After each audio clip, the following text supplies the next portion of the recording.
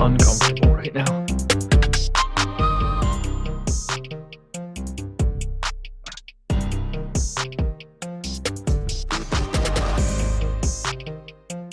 And we are live. Welcome to the NBA Deeper Dive. It is Tuesday, November 15th. I am Josh Engleman. I am joined by Adam Scherer. We are brought to you by BetMGM. We have the same 5 games that we talked about a couple hours ago, but we do have a little bit of added information. And when I say a little bit, I mean that very specifically. They did not bring a lot of news out throughout the day, unless it's for tomorrow, which is not at all helpful to me. Anyway, hit that like button, subscribe to the channel, hit the notification bell so you know when everything goes live. Follow us both on Twitter. You should do that. You'll see the handles on the screen. Adam, what's up? Yeah, not a lot has changed. It feels like a lot of things this morning that we were like, oh, we should hopefully know by 5:30. We still do not know. No, we don't. I thought the Spurs were really going to let it rip on their injury report, and they are the Spurs, so they are still very live to do that. But they did not do that on their first run when that dropped at 4:30. They just added incredibly sick, and I don't know how he's going to make it to the game, Trey Mann back on, or whatever man plays for the Spurs. I don't know him. Neither. The Oklahoma City one. I don't know. What? Jones? Is it Jones? Trey Jones, yeah. Yeah, whatever. Jones, man. There's too many Jones and Mans in this now that are just confusing me. Do you think they're related because they have the same first name too? Yes, I am someone that used to work here for sure. No, it's just the OKC man and the Clippers man was just for some reason in my head there and catching me on Jones and Jones of the San Antonio and Memphis variety. There's too many different guys that play the same stuff. I hate it. It's my bad, man. It's been a long day. I know you've napped today. I've also napped today. I'm trying to wake up from it. It didn't work so far, but we'll get there.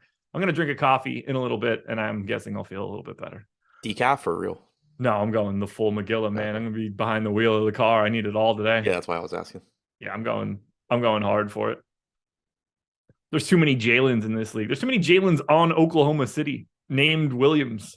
Were you watching the Oklahoma City Boston game the other night? No. Oh, one of the announcers just started with it because Grant Williams was playing for Boston.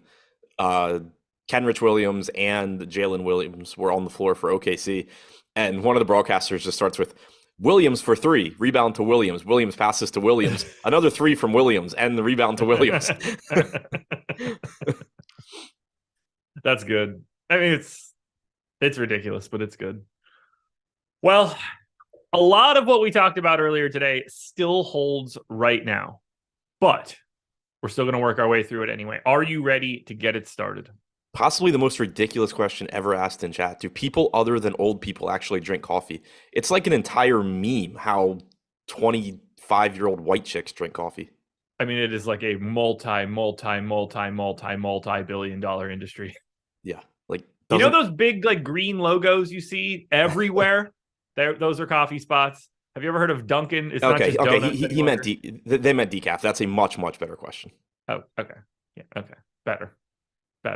I was like, how do you just not know that people drink? Like, I didn't start drinking coffee till I was like 27, and I was clearly in the minority. Yeah, and very aware that coffee was around. Right. Oh man, what are you drinking? Sanka? At least that's an old people drink. I don't even know what that is. I just know the name. Okay. I was trying to get a better pull than Sanka, but it'll work. For the 4 people that get it, if Emacs here, the Sanka joke will work. Let's just get into it. The Memphis Grizzlies are 3.5. Oh, do you? I mean, like, I don't even through like I haven't had any this year. It's not like I just take it back. No, I mean, I like it. I will occasionally drink it, but no, I don't like. Oh, it's October. I get to get pumpkin spice now. Like, I still haven't had it this year. Luckily, this is a chat of 99.9% dudes, so this is only going to go like one way in chat. But it's the pumpkin spice thing is the weirdest thing in the world to me. I'll never understand it. Like, why people like it or why people get so excited about it? Both. I mean, yeah, I don't know why people get so excited about it. It's like, whatever. I like the way it tastes. I'll have it occasionally. It's a nice change. If it were good, it'd be around all the time. It's the same reason that people don't generally eat turkey and you only see it at Thanksgiving. It's because turkey's ass. Delis have turkey every single day, right? That's not the same kind of deli meat is a very different thing than just like you're never out actual like turkey. I'm gonna get the turkey turkey breast here. That's not a thing. Nobody's ordering turkey legs at dinners and stuff. None of that's a thing. They sell that shit at fairs and that's it, or you make it at Thanksgiving.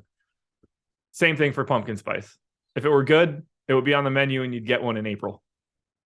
It's not. That's why vanilla and chocolate and all those other delicious things exist all the time, and pumpkin spice is relegated to the fall. To me, it's like comparable to like Oktoberfest beers. I get pretty excited when they come out. I like them, and then within not very long, I don't want them anymore. I like the things that I like all the time, and I don't need the seasonality and marketing budgets to dictate when I have my food. You drink decaf coffee. You don't get to weigh in on what tastes good. I drink all coffee. I just try to not get a jolt of caffeine to start my day to be more alert just in general. There's a difference here. It's not like I'm anti-regular coffee. That's not a thing. It's delicious. Josh spitting fire today. Absolutely. What about the McRib? If it was good, it would be around all the time. Yeah, I mean, it's anything on any of the menus of any fast food restaurant is barely food to begin with. That said, I ate at McDonald's today. Memphis at New Orleans. Taco Bell too. Oh yeah, I'm for sure getting Taco Bell at like. That's like the only fast food I eat, and it's specifically when I'm driving. It's I'm like it kills time. I have to. My problem is that I order too much. Yeah, I just get a quesadilla, a taco. I'm good. Like, see, it's like I want all 3 different burritos. Then I got to get one of the Doritos tacos, and then like I probably need like churros or something. And then all of a sudden I've spent $15, and I feel like absolutely. Speaking of drinks to get excited about too, Baja Blast is like half the reason I go. I've never had one. Really? Yeah, Oh, it's good. take your word for it. I mean, Never been like a drink guy in any form or fashion. yeah, I like Mountain Dew, but that one Yeah, specifically. like I've never a Mountain Dew guy. I mean, like obviously I've had Mountain Dew, but I've never like craved a soda in my life. It's Like, very rare for me, like to okay. crave one, and I drink it very infrequently. But Let's get into this. Let's talk about the Grizzlies, who are underdogs in this one in New Orleans. Leads me to believe that Zion is playing if they're 3.5 point dogs, but it is a Bane thing, so it does get a little bit more confusing. But no Desmond Bane for today for Memphis. That's really the only important factor coming from the Memphis side. Well, I guess it's mildly important that Jaren Jackson Jr. is back for this team. How much he's playing, we have no idea. Ja Morant also in. Let's start with Ja, whose ownership has come down a little bit on the FanDuel side since earlier this morning. 27% owned on DK, 33 on FanDuel. That looks way more reasonable than the like mid to high 40s that we were seeing earlier today. I like Ja quite a bit more than I did earlier today, just based on that ownership. So I like him. I don't have much to say though, because I do think that the pay up options, whether it's Paul George, probably a little bit lesser, but like Kevin Durant or Dame as the pivot, I do think they look pretty similar relative to salary. What do you want to do with Morant? I mean, I think Morant looks better. I think that those guys certainly are capable of beating him. I think that goes without saying. But Morant is the one that I prefer when you just factor everything in. We kind of talked about it this morning, but it's difficult to really nail down what to expect from Morant's rates without Bane, just because you only have 200 minutes going back to last season where he shared the floor with Dillon Brooks and without Bane. But Bane also was just like a totally different player last year than he has been so far this year. So if you look at the minutes this year, you get a huge bump from Morant. If you go back to the start of last year, you're still talking about, around a 33% usage rate. That though is like in line with what Kevin Durant does without Kyrie. And then there's just a chance that you get even more from Morant, and he is at a cheaper price tag. Wouldn't surprise me either if he played a couple more minutes here without Bane. He's somebody, I know I've mentioned it on shows before. One reason I typically have trouble getting to Morant at this price point is because he averages like 32 and a half or 33 minutes per game. And it's not just they've been in a lot of blowouts type things. Like there's a lot of competitive games where Ja Morant just plays 33 minutes, but taking Desmond Bane out here and knowing that, they have staggered their minutes quite a bit this year, and not having Bane to be out there and play with the second unit is an issue. Like maybe you see, a few more minutes from Ja Morant as well. I think that's certainly possible. So I really, really like getting to Ja Morant here. Okay. Yeah, I like him a little bit more on DraftKings than I do on FanDuel at this moment. Just that lighter ownership is a little helpful. I have him up to 36% usage, 1.46 fantasy points per minute for this game. So I'm getting to him. I'm happy about it. It's the rest of Memphis that becomes interesting to me. And it's a tale of two different sites. Dillon Brooks is 16% owned on DK.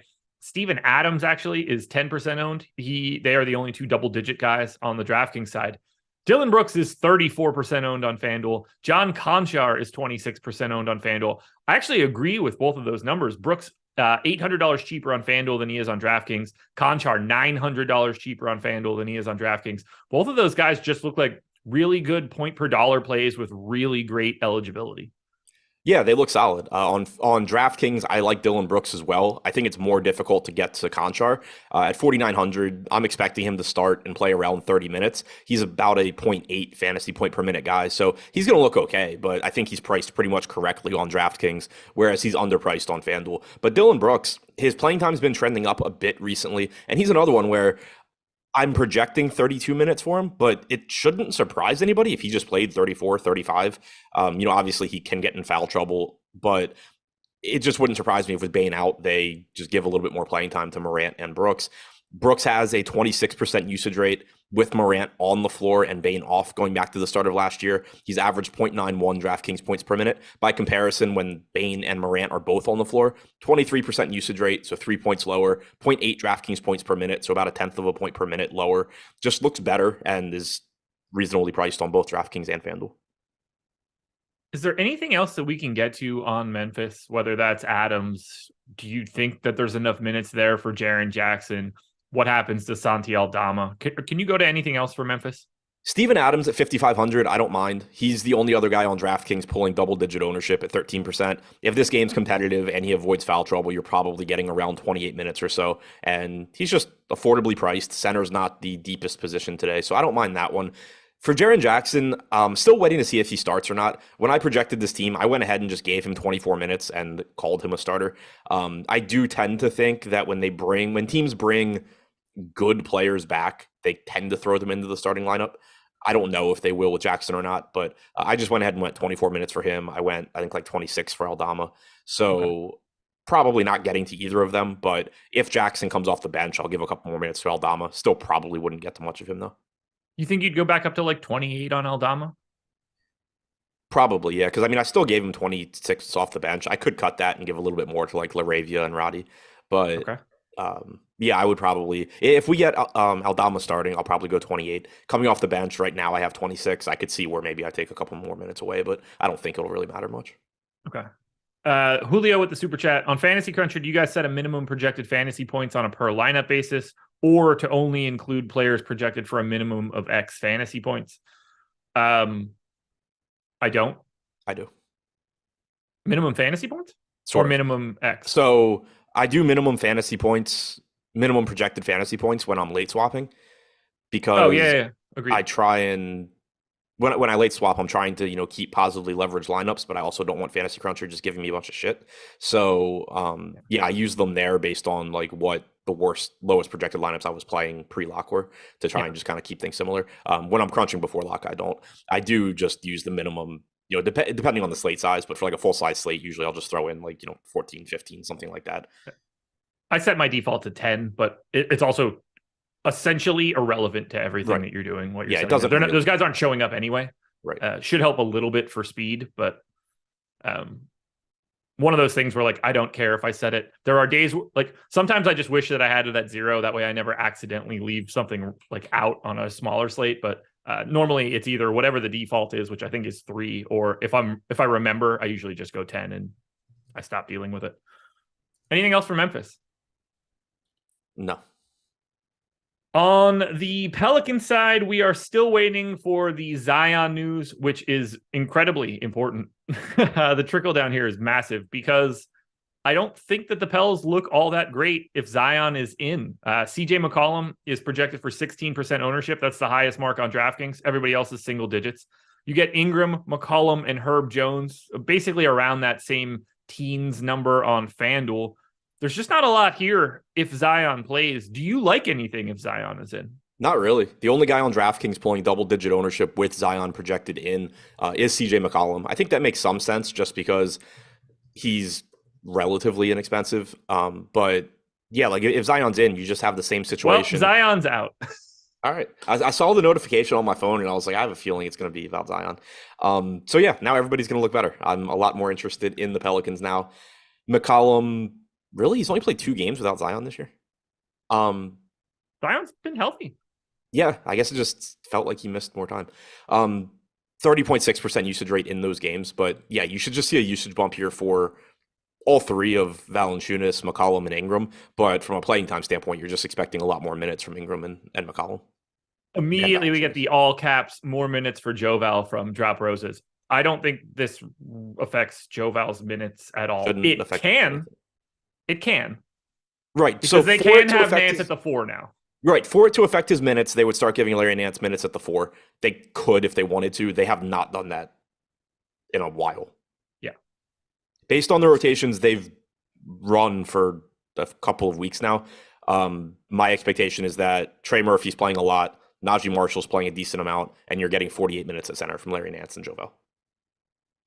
It does suck that when Zion was out, it was when like Ingram was out and Herb Jones was out. And like it's hard to really glean anything from this lineup. So you're going to assume it's Trey Murphy here. What kind of minutes would you want to give Trey Murphy now that we have the Zion news? Probably about 30. Yeah, that seems about right to me as well. Najee Marshall obviously getting some sort of bump here as well. We're going to see usage rate changes to Brandon Ingram, to CJ McCollum, to Jonas Valanciunas. Does anybody else become interesting here? Do you think there's like, is there a 10th guy that's stepping into the rotation now? Dyson Daniels, maybe. Yeah. Could be Jackson Hayes, honestly. I mean, they tend to use him at the 4. So like, that's sort of what's getting shown here. Will you make any changes to the Joe Nance minutes? No. Yeah, I just don't see it either. I just don't I mean, it could happen. It's not what they've shown that they want to do. Right. I don't totally see the reason for it. How much are you going to rely on last year's rates post CJ? Me personally, not at all, Yeah. because I'm just going to use ours. But I stopped doing my own rates a while ago. Gotcha. It just I mean, like, but for digging in here, like, we don't have a giant sample of no Zion for this team with like everybody else around. But just checking. Yeah, I've just been doing my own minutes and gotcha.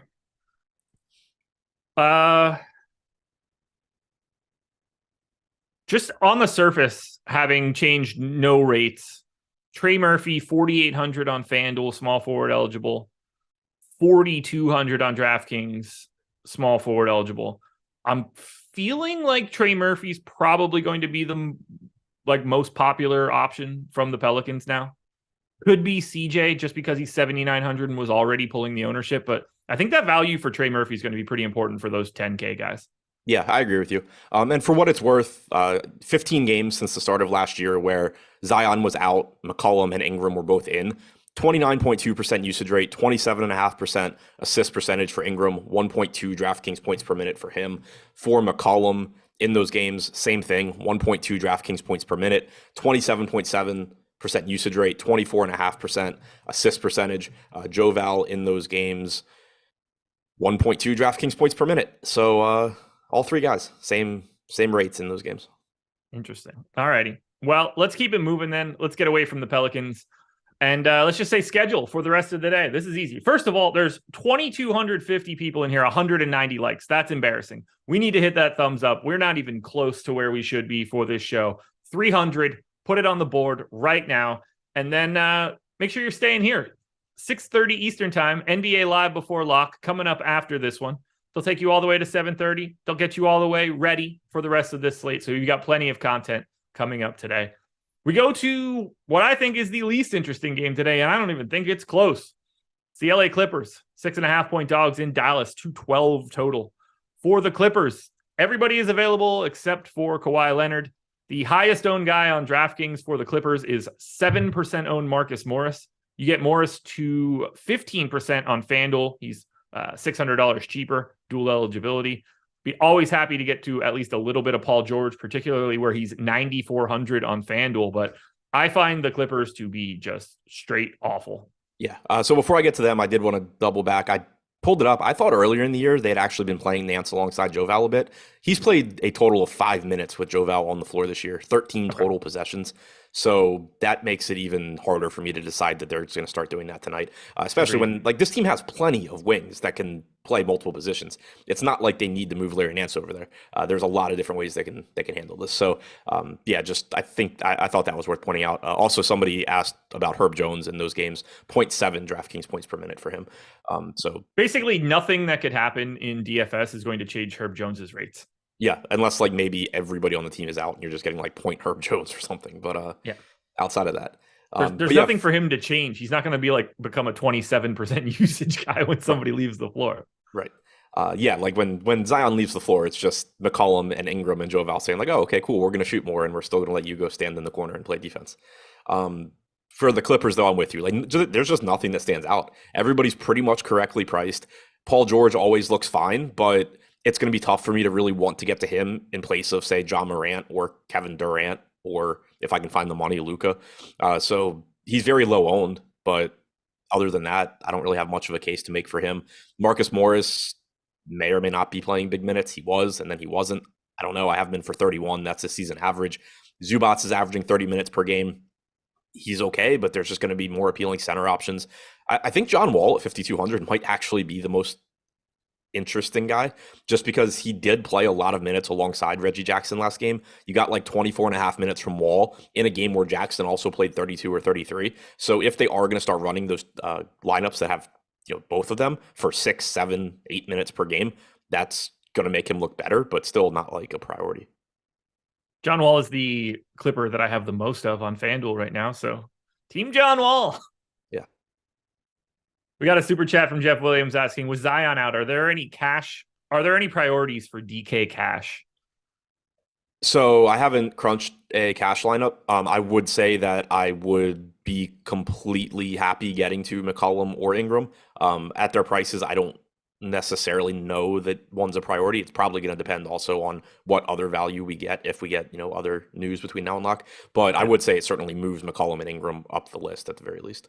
Yeah. I don't know if there's any Murphy obvious priorities. Murphy's, if he's starting, probably in there. Yeah, I would guess. It's probably Ja at 10-1. He's the highest owned guy right now. He was third in ownership. Now we have more value, so you would think it's Ja, but if we're talking about just from the Pels, Murphy probably the most likely. Assuming Zion was in, the answer to Pels and Cash was absolutely not. With him out, you certainly could be getting to Murphy, McCollum, Ingram. You still just have a lot of other good plays that you have to balance that out with, though. Anything else from the Clippers? No. It is equally as ugly on the Dallas side, although we are waiting on some news here. Q tag on Reggie Bullock, which could open up a little bit of extra playing time and create some mild value. But for right now, 12-8 Luka is 15% owned on DraftKings. He's 12-4 on FanDuel and 29% owned. I like Luka quite a bit on the FanDuel side just because of the way positions work. I think he's about a properly owned on the DK side. There's no real priorities here, though, for me from Dallas. Yeah, I mean, the more value that opens up, the more of a priority Luka becomes. I think he's probably a little bit easier to get to on FanDuel, like you said. On DraftKings, he's pulling about 15% ownership. It goes without saying that Luka's extremely good. He's the highest projected player on the slate. The issue that I think I'm just going to run into frequently, unless a lot of value opens up, is I'm going to build Luka lineups that I like, and then I'm going to say, oh, well, I can just upgrade these one or two players I don't like, and drop Luka to Ja Morant and still be completely happy with my pay-up spot, and then just have better value, better secondary players in my lineup. So that's kind of the issue I run into. I like Morant a ton, and so unless we start getting the value to where I think it's going to be pretty easy to play Luka and Morant, it's going to be difficult for me to just start paying $2,700 more for Luka on DraftKings. That is reasonable. Most I got of anybody else here is 11% of $3,600 maxi on FanDuel, power forward, center eligibility. That's just a dice roll. Everybody else is just single digits. So I don't have anything else to say about Dallas. Yeah, Dinwiddie played 32 and a half minutes last game. He's averaging 33 minutes per game for the season. I am a little concerned that with guys back, that you are going to get Dinwiddie back into that lower to mid 30s range instead of playing 37, 38. And then Christian Wood does also cut into his usage with the second unit. He's still playable, but I think he's pretty much he's in that situation where his salary is slowly climbing as the circumstances around him become slightly worse. So not anything I'm super confident in. Same goes for Christian Wood, 6,500, 5-game slate, low ownership. If you're going to play him at 6,500, this is kind of the slate where you would do it because there's not that many other options, but you're still talking about somebody averaging 25 minutes a game. That's $6,500. What are we going to if Reggie Bullock gets ruled out? Tim Hardaway Jr.? I guess. I was trying to think about that earlier, and I don't really know. Josh Green could play more, and he's a horrible point per minute guy. Yeah. Bullock also just hasn't been playing that much. He's averaging 28 minutes per game for the season, but recently that's been trending down as well. And Josh Green's minutes have been trending up. You probably do get some more Tim Hardaway Jr. if Bullock is out. Hardaway did play 31 minutes last game when Bullock only played 17. So I'm not sure if Hardaway would move into the starting lineup or if they would throw Josh Green in there. To me, Josh Green or Maxi Kleber, either of those guys, would make more sense just because you don't Tim Hardaway playing alongside Luka is not doing anything for your offense. Luka is going to shoot every single time anyway. You want Tim Hardaway scoring with that second unit. You want Dinwiddie with that second unit. Josh Green is more of the just go out there, stand around, and do what Reggie Bullock does type guy. They did close against the Blazers with no bigs and went to Hardaway in that closing lineup with Dorian Finney-Smith, Dinwiddie, Bullock, and Doncic. So I feel like Hardaway might actually just get juiced into that spot and just play that whole role, but I don't have a great feel for it. Whoever starts in Bullock's place is certainly more interesting than they were before that conversation started. Yeah. The first half rotation in that game was really interesting to me. It's another reason why I lean Josh Green. He subbed in for Bullock when Bullock picked up his second foul 5 minutes into the game. Green then played almost the rest of the first half. Bullock subbed back in for him, played another two and a half minutes, picked up another foul. Green then closed the half. I wouldn't be surprised if if Bullock is out. I wouldn't be surprised if Josh Green starts this game and Tim Hardaway Jr. closes it. That's fair. Skylar Bernard hit us with a big time super chat, said, big fan. Won big the other day, and all the thanks goes to you guys and your helpful advice. Best value spots for today. Trey Murphy now. Yes, I like Trey Murphy a lot.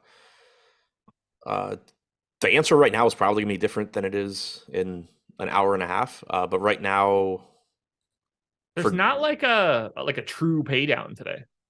No, I was going to say, like, I mean, Jared Vanderbilt at 4,700 is one of the best values, but that's not like what you're truly thinking of. Same goes for Bassie at 4,100. Yeah.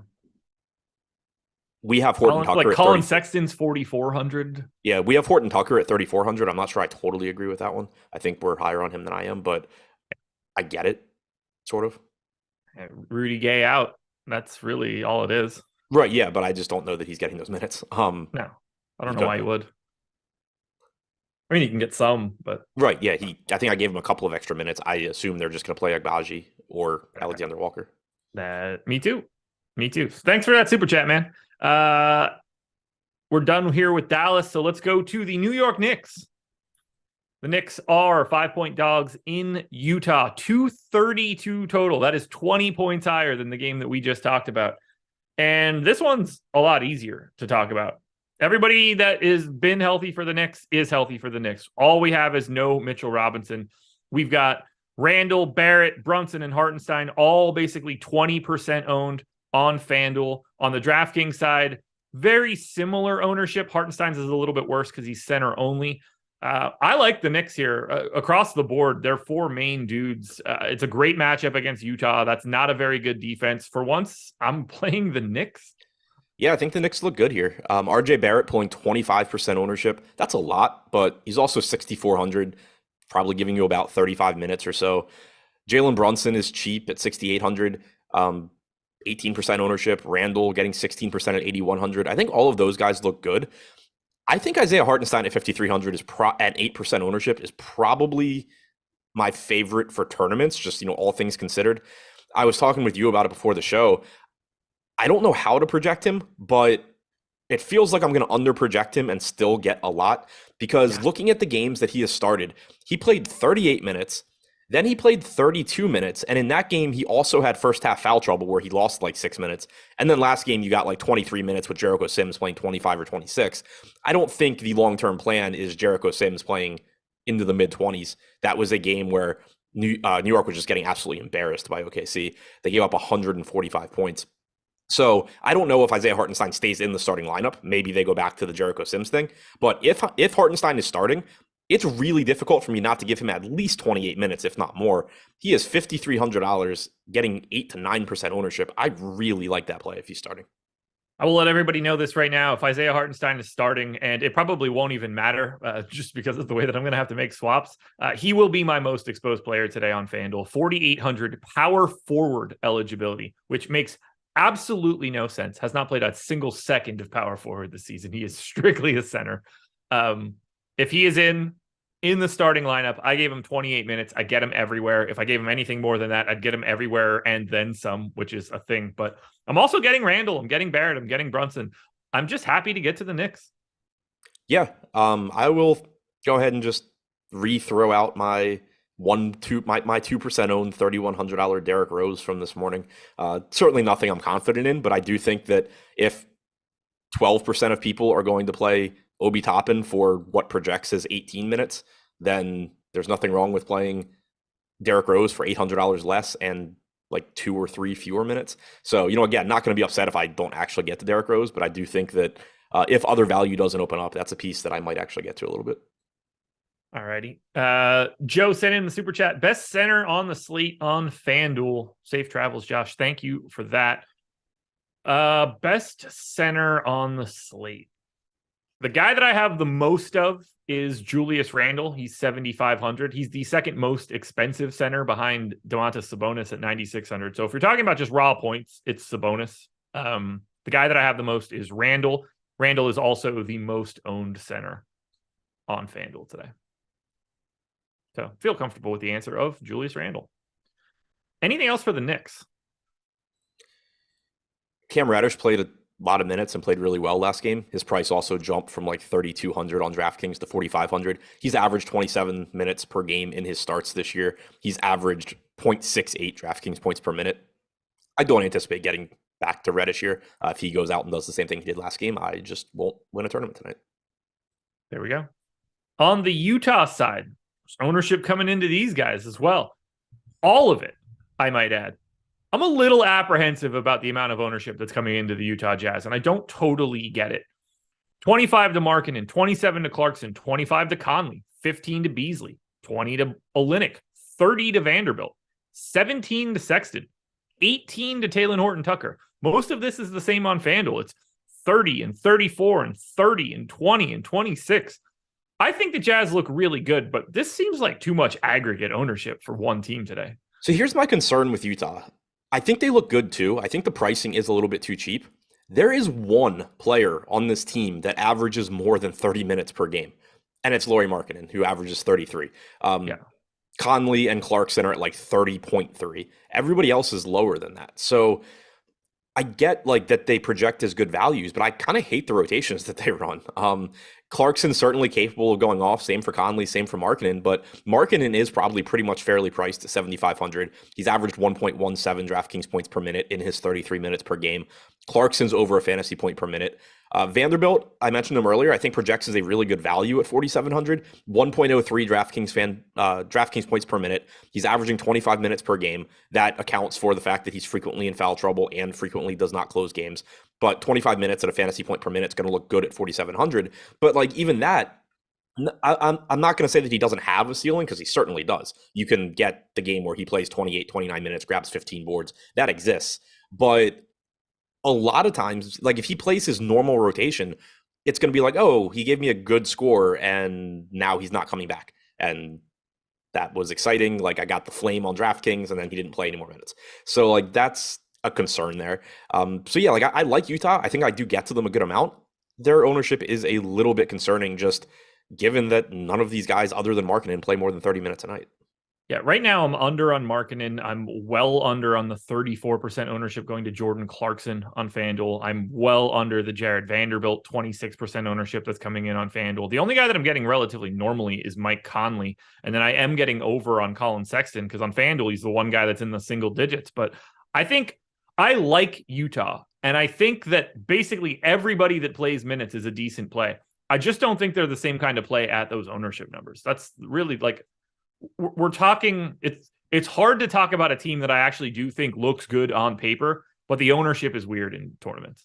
Yeah, it's one of those where like across 150 lineups, I wouldn't be surprised if Utah in the aggregate is one of my highest owned teams. And then if I'm still also just sort of under the field on most of these guys, because they do just have a lot of plays that look good. But it's just, I think they're all going a little bit overowned.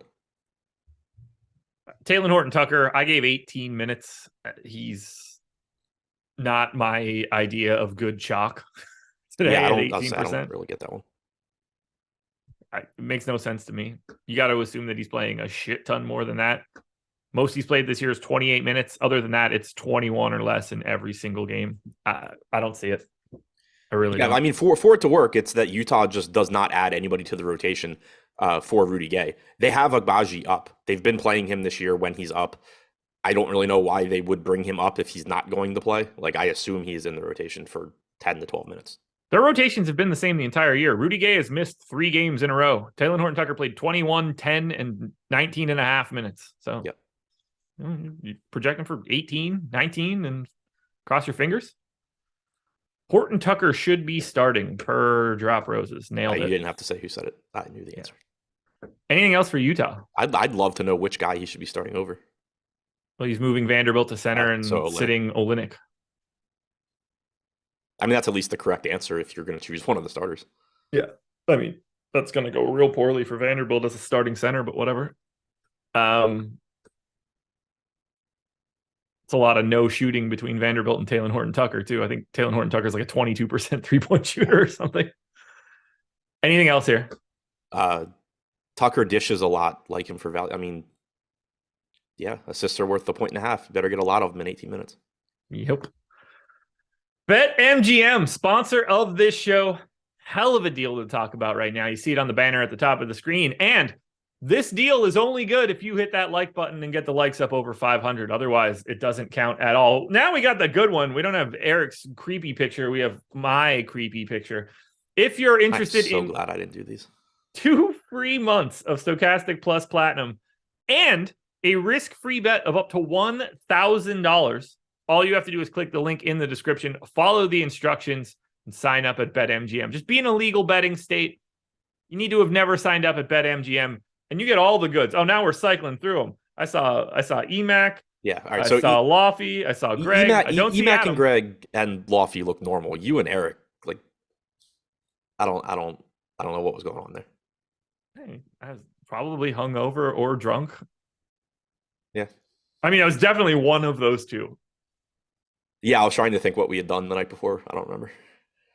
No, we'd gone to bed early the night before because that was the day after you guys had gone hard in Chicago and I had missed my flight. I mean, we still had quite a few cocktails, but we did go home early. Yeah. Next night we went pretty hard too. All right. Anything else here? BetMGM, sign up, everybody. That's what you should do. Final 2 games, 10 o'clock starts.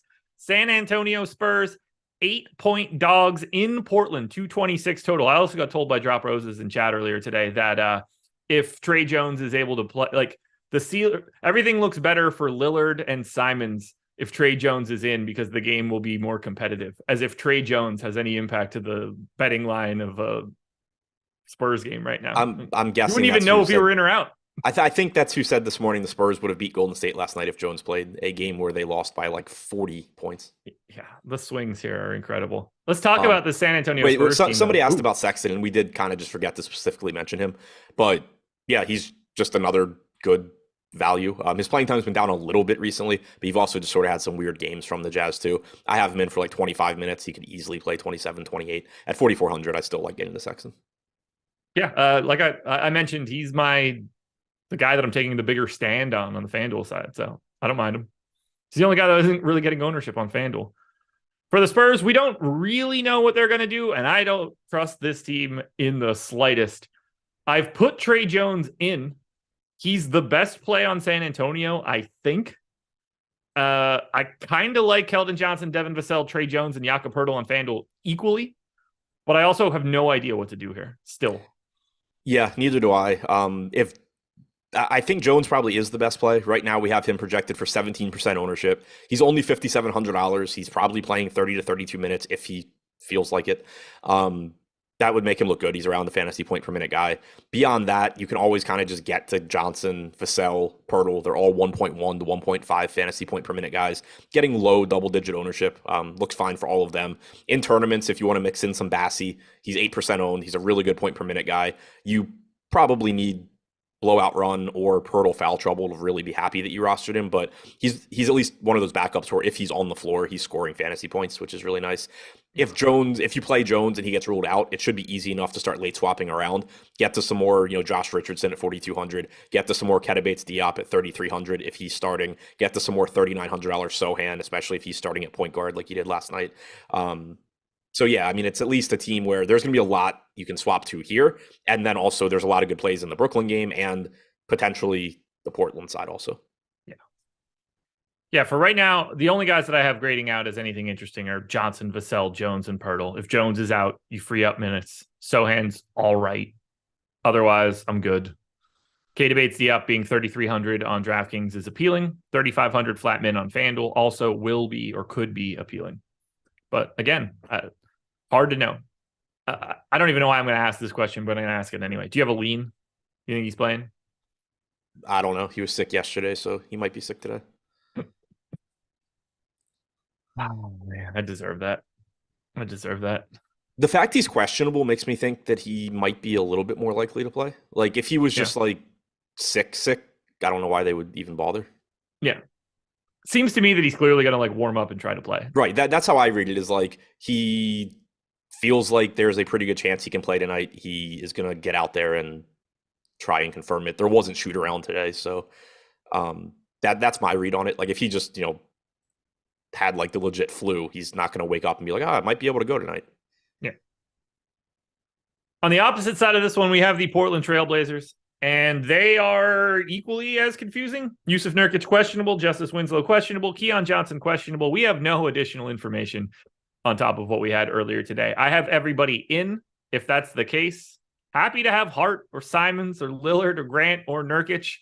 That said, don't really know what to do with Portland here, and we're live to create like all sorts of value. Yeah, I mean, if Nurkic gets ruled out, Eubanks becomes one of the best values on the slate. He somehow is less expensive now on DraftKings than he had been. He's $3,900 coming off of a game where he played 33 and a half minutes. He didn't really do anything. Maybe that's why the price dropped, but like he's been a solid fantasy producer throughout his career. If he is starting at $3,900 on a slate where right now we don't have a ton of good value, he's going to be really appealing to swap to, especially if it comes out after lock, because you just know you're going to get him at lower ownership than you would have otherwise. I don't know that the other two matter all that much. Last game, for example, Winslow and Keon Johnson, neither one played. You still didn't get more than 19 minutes from anybody off the bench. Sharp played 19, Watford played 13, Little played 15, Walker played 8. So it's not like it opened up anything for those guys. So I think the news that, really matters is the Nurkic piece. If Nurkic is out, what do you think happens with Justice Winslow if he's in? He closes over Eubanks. Yeah. Yeah. All right. So that is actually important to talk about, I think, in both ways. So Nurkic is averaging 29 and a half minutes per game this year. If Winslow is in and Nurkic is in, there is a chance that Winslow ends up in this closing lineup over Nurkic. They have done that when the other starters are all healthy. If Winslow is out and Nurkic is in, I'm still not going 33 and a half minutes for Eubanks. I'll probably go like 24, 26, somewhere in there. Like, I think there's a very good chance Justice Winslow closes over Eubanks. I agree. That's sort of why I wanted to bring it up, because you wouldn't just go to straight center minutes for Eubanks, because I don't think he's going to be out there that way. Doesn't change the fact that he's a great value. Like, even at 27 minutes or whatever you give him, like, he's going to look really good, especially on FanDuel, where you also get the power forward eligibility. But this one's going to be this entire game, the San Antonio Portland piece. Like, you need to be ready to late swap at 9:30, probably. Like, assuming the news comes out sometime after 9, you're going to have an hour to figure it out. So yeah. I'll have an hour to find a nice truck stop. Without, like, if that news comes out at 9:01, I'm just, popping something into my GPS for 9:30 and going and sitting down for a half hour and just like dealing with it, because it's going to be full on swaps. The Eubanks thing is actually kind of interesting. Like, I was kind of just thinking about it. If we were to get that news right now that Nurkic is out, I would probably play a lot of Charles Bassey as a pivot away from a really popular Eubanks. But if we get that news at 9:30 that Nurkic is out, the Eubanks, and Eubanks is just going to be like unowned, I'm just going to swap everything I can to Eubanks. Yeah. I'm not getting myself a lot lizard at that truck stop. Gonna not do that. Don't need that in my life. Not at all. Anything else for Portland? Nope. Yeah. We have Jeremy Grant as the most owned Portland play on FanDuel. 7K power forward only. I am not getting to 27% Jeremy Grant right now. Like, yeah, I mean, 39 minutes last game. But that's another one where, I guess if all three of those guys are out, maybe Jeremy Grant is going to push 40 minutes again. But if those guys are in, like, I'm going 35 minutes on Grant. If they're out, like probably 36, 37. Yeah, that's a good thing that we haven't actually talked about yet. I have Grant at 35 right now. If we happen to see it be just like it was on Saturday, no Johnson, no Nurkic, no Winslow, I would probably go 37 to Lillard, 37 to Simons, 37 to Grant, at which point those three are going to look quite a bit better than they do right now. Yeah, just throw an extra minute or two to pretty much everybody. Yep. All right, let's close this out then. And let's close it out with some more likes. 3,200 people in here right now. 500 likes. Laffy's going to have no ability to say a damn word to me after this one. Yeah, you're getting Laffy on Live Before Lock after this one, folks. Enjoy it. So let's run those likes up so that Laffy can't say anything to us once we get there. Now, final game. The Brooklyn Nets, 1.5 point underdogs in Sacramento, 226 total.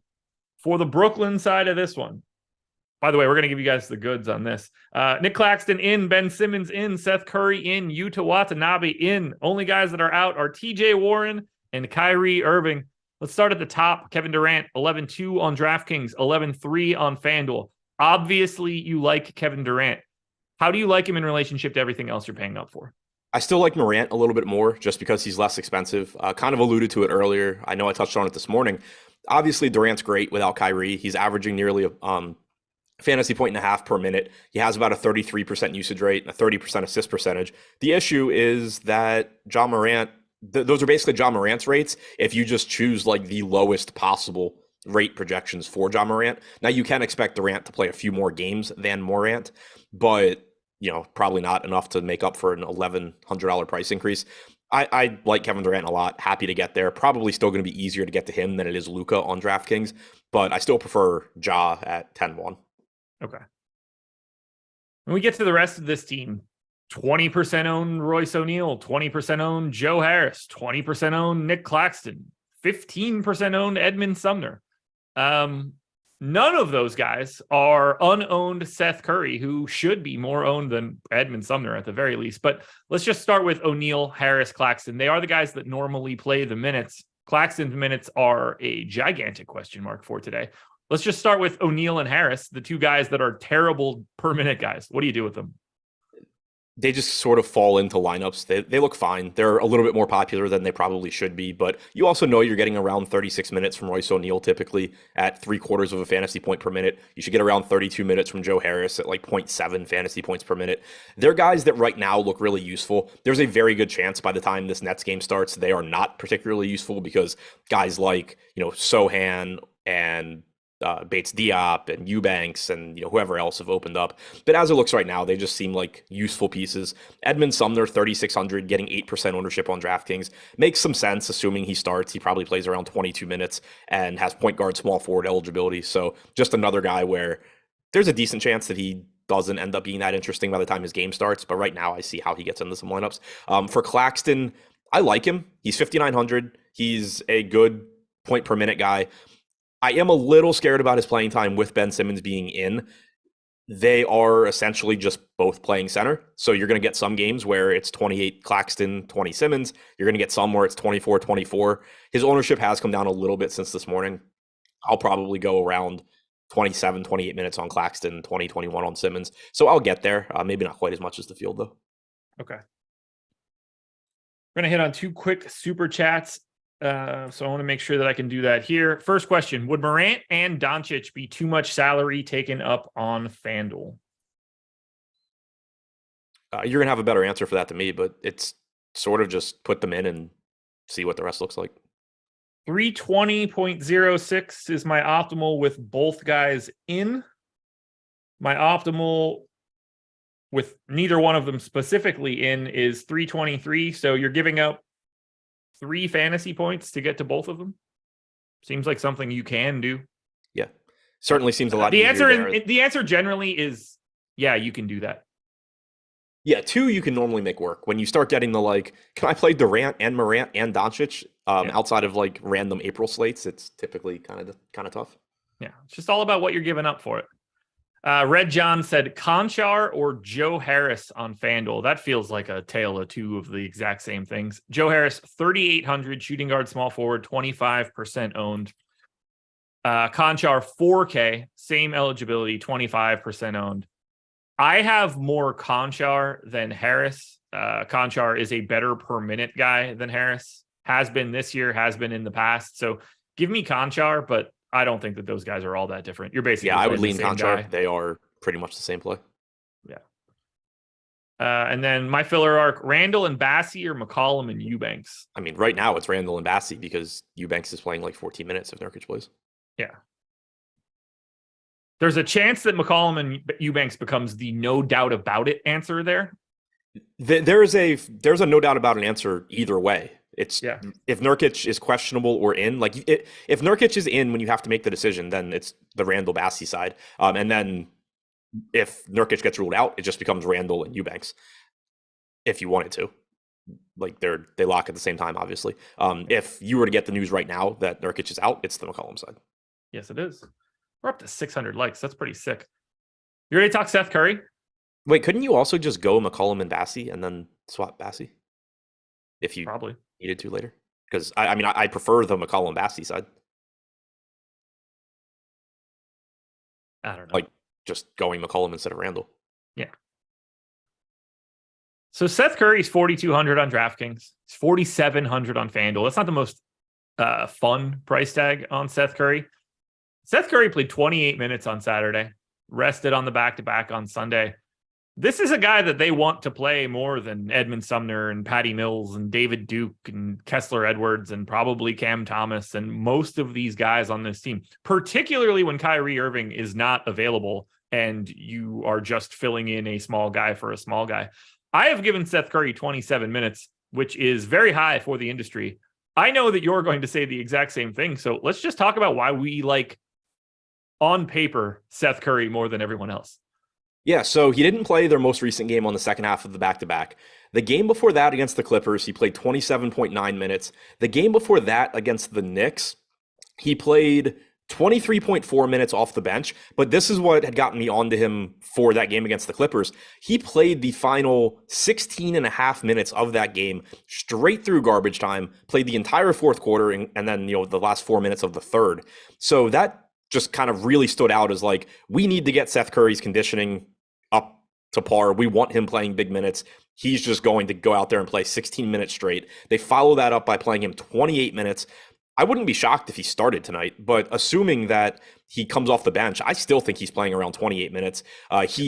In that game where he played 28 minutes against the Clippers, that's a game where there was about 2 minutes of garbage time at the end. Probably was playing 30 minutes if that was a competitive game. There is no reason the Nets would not want Seth Curry playing every minute that Seth Curry can play. Seth Curry also is not a bad point per minute guy. He's played 7 games without Kyrie and Harden and with Durant since the start of last year, 0.79 DraftKings points per minute. Overall, since the start of last year, 0.83 DraftKings points per minute. So he's a better point per minute guy than Joe Harris. He's a better point per minute guy than Royce O'Neal. He is less expensive than O'Neal, about the same price as Harris, and he is getting like 1/5 the ownership of both guys. Maybe it all just ends up being wrong and everybody is on Seth Curry and he ends up being popular here, but the way things look right now, I am pretty confident I am going to get a lot of Seth Curry. And I do want to say one thing here with regards to Curry. Like, he's still 4,200. He's only shooting guard eligible. It's more of a fact that he's just unowned in relationship to everybody else. Like, I don't want anybody to think that you and I are like, yo, Seth Curry's the dude today. Because he's still Seth Curry. Yeah. Like, you're talking about somebody that if he plays 28 minutes is going to project for like 22 DraftKings points. But with the relative lack of value on this slate, he looks really interesting. And knowing that because of that relative lack of value, right now, 1/5 of the field is going to either Royce O'Neal and or Joe Harris. That ownership gap is just so crazy. Like, if Seth Curry were 12, 13, 14% owned, it would just be like, yeah, he's another dude. At 4%, I think he's the value guy I'd really like to get to. He's live to play the exact same minutes as Joe Harris today. And Joe Harris is projecting for 22% ownership, which helps because he's shooting guard small forward. But like, I'm not going to project them for the same minutes, but I would not be surprised if they just both played 30. So that can happen. Be ready for that, folks. Want to close it out with Sacramento? Yeah. So that's what we'll do right now. Typical order where you work your way through everything and then end the show with the final team. The Sacramento Kings are on this slate. They are the final team that we will be talking about before we turn it over to Live Before Lock. Everybody is healthy. And this Sacramento team doesn't screw around with their rotation, particularly at this point now that they've excised Rashawn Holmes from it. And it's sort of flat ownership, 15 to Fox and Sabonis, basically the same to Herter and Monk. Not a lot going to Barnes or Murray. Those guys are basically the same guy anyway. I like a bit of Sacramento. It's a terrible Brooklyn defense. I don't know if I have any clear priorities, but I want Sacramento. I really like the Aaron Fox at 8,800. He's same price on DraftKings and FanDuel. His average playing time is down a little bit this year because he, if I remember correctly, had one game where he got hurt early. And so it kind of threw things off. But you're typically getting 35, 36 minutes from him, somewhere in there in competitive games. He's averaging about 1.3 DraftKings points per minute. He has a 30% usage rate this year. I think he looks really good in this spot. I like him as one of my favorite sort of upper mid-range type guys. 1.33 DraftKings points per minute, 30.2% usage, 30.1% assist percentage, 63.9% true shooting on that 30% usage rate. He's playing really, really well. and producing at a high level from a fantasy standpoint. Sabonis looks good if you can get there. He is center only and 9,200 on DraftKings. FanDuel, he's 9,600 power forward center, so probably a little bit easier to get to.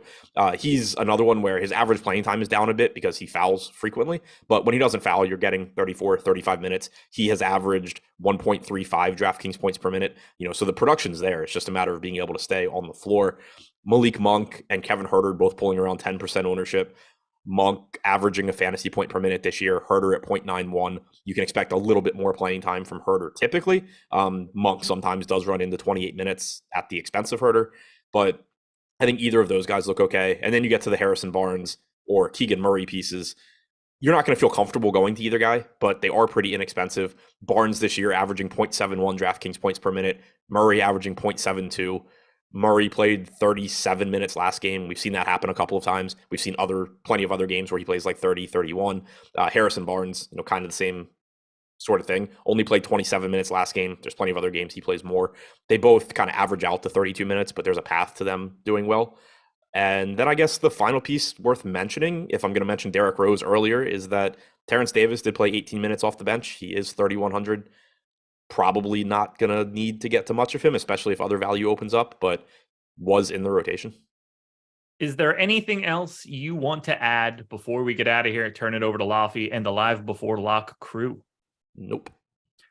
Guys, thank you for being here. 3,500 people in the house for a 5-gamer on a Tuesday. I can't imagine what you guys are going to do for tomorrow's slate. Stay right here. You don't got to go anywhere. Live Before Lock is coming up next. Hit that like button in the interim. Good luck, everybody. We'll talk to you later.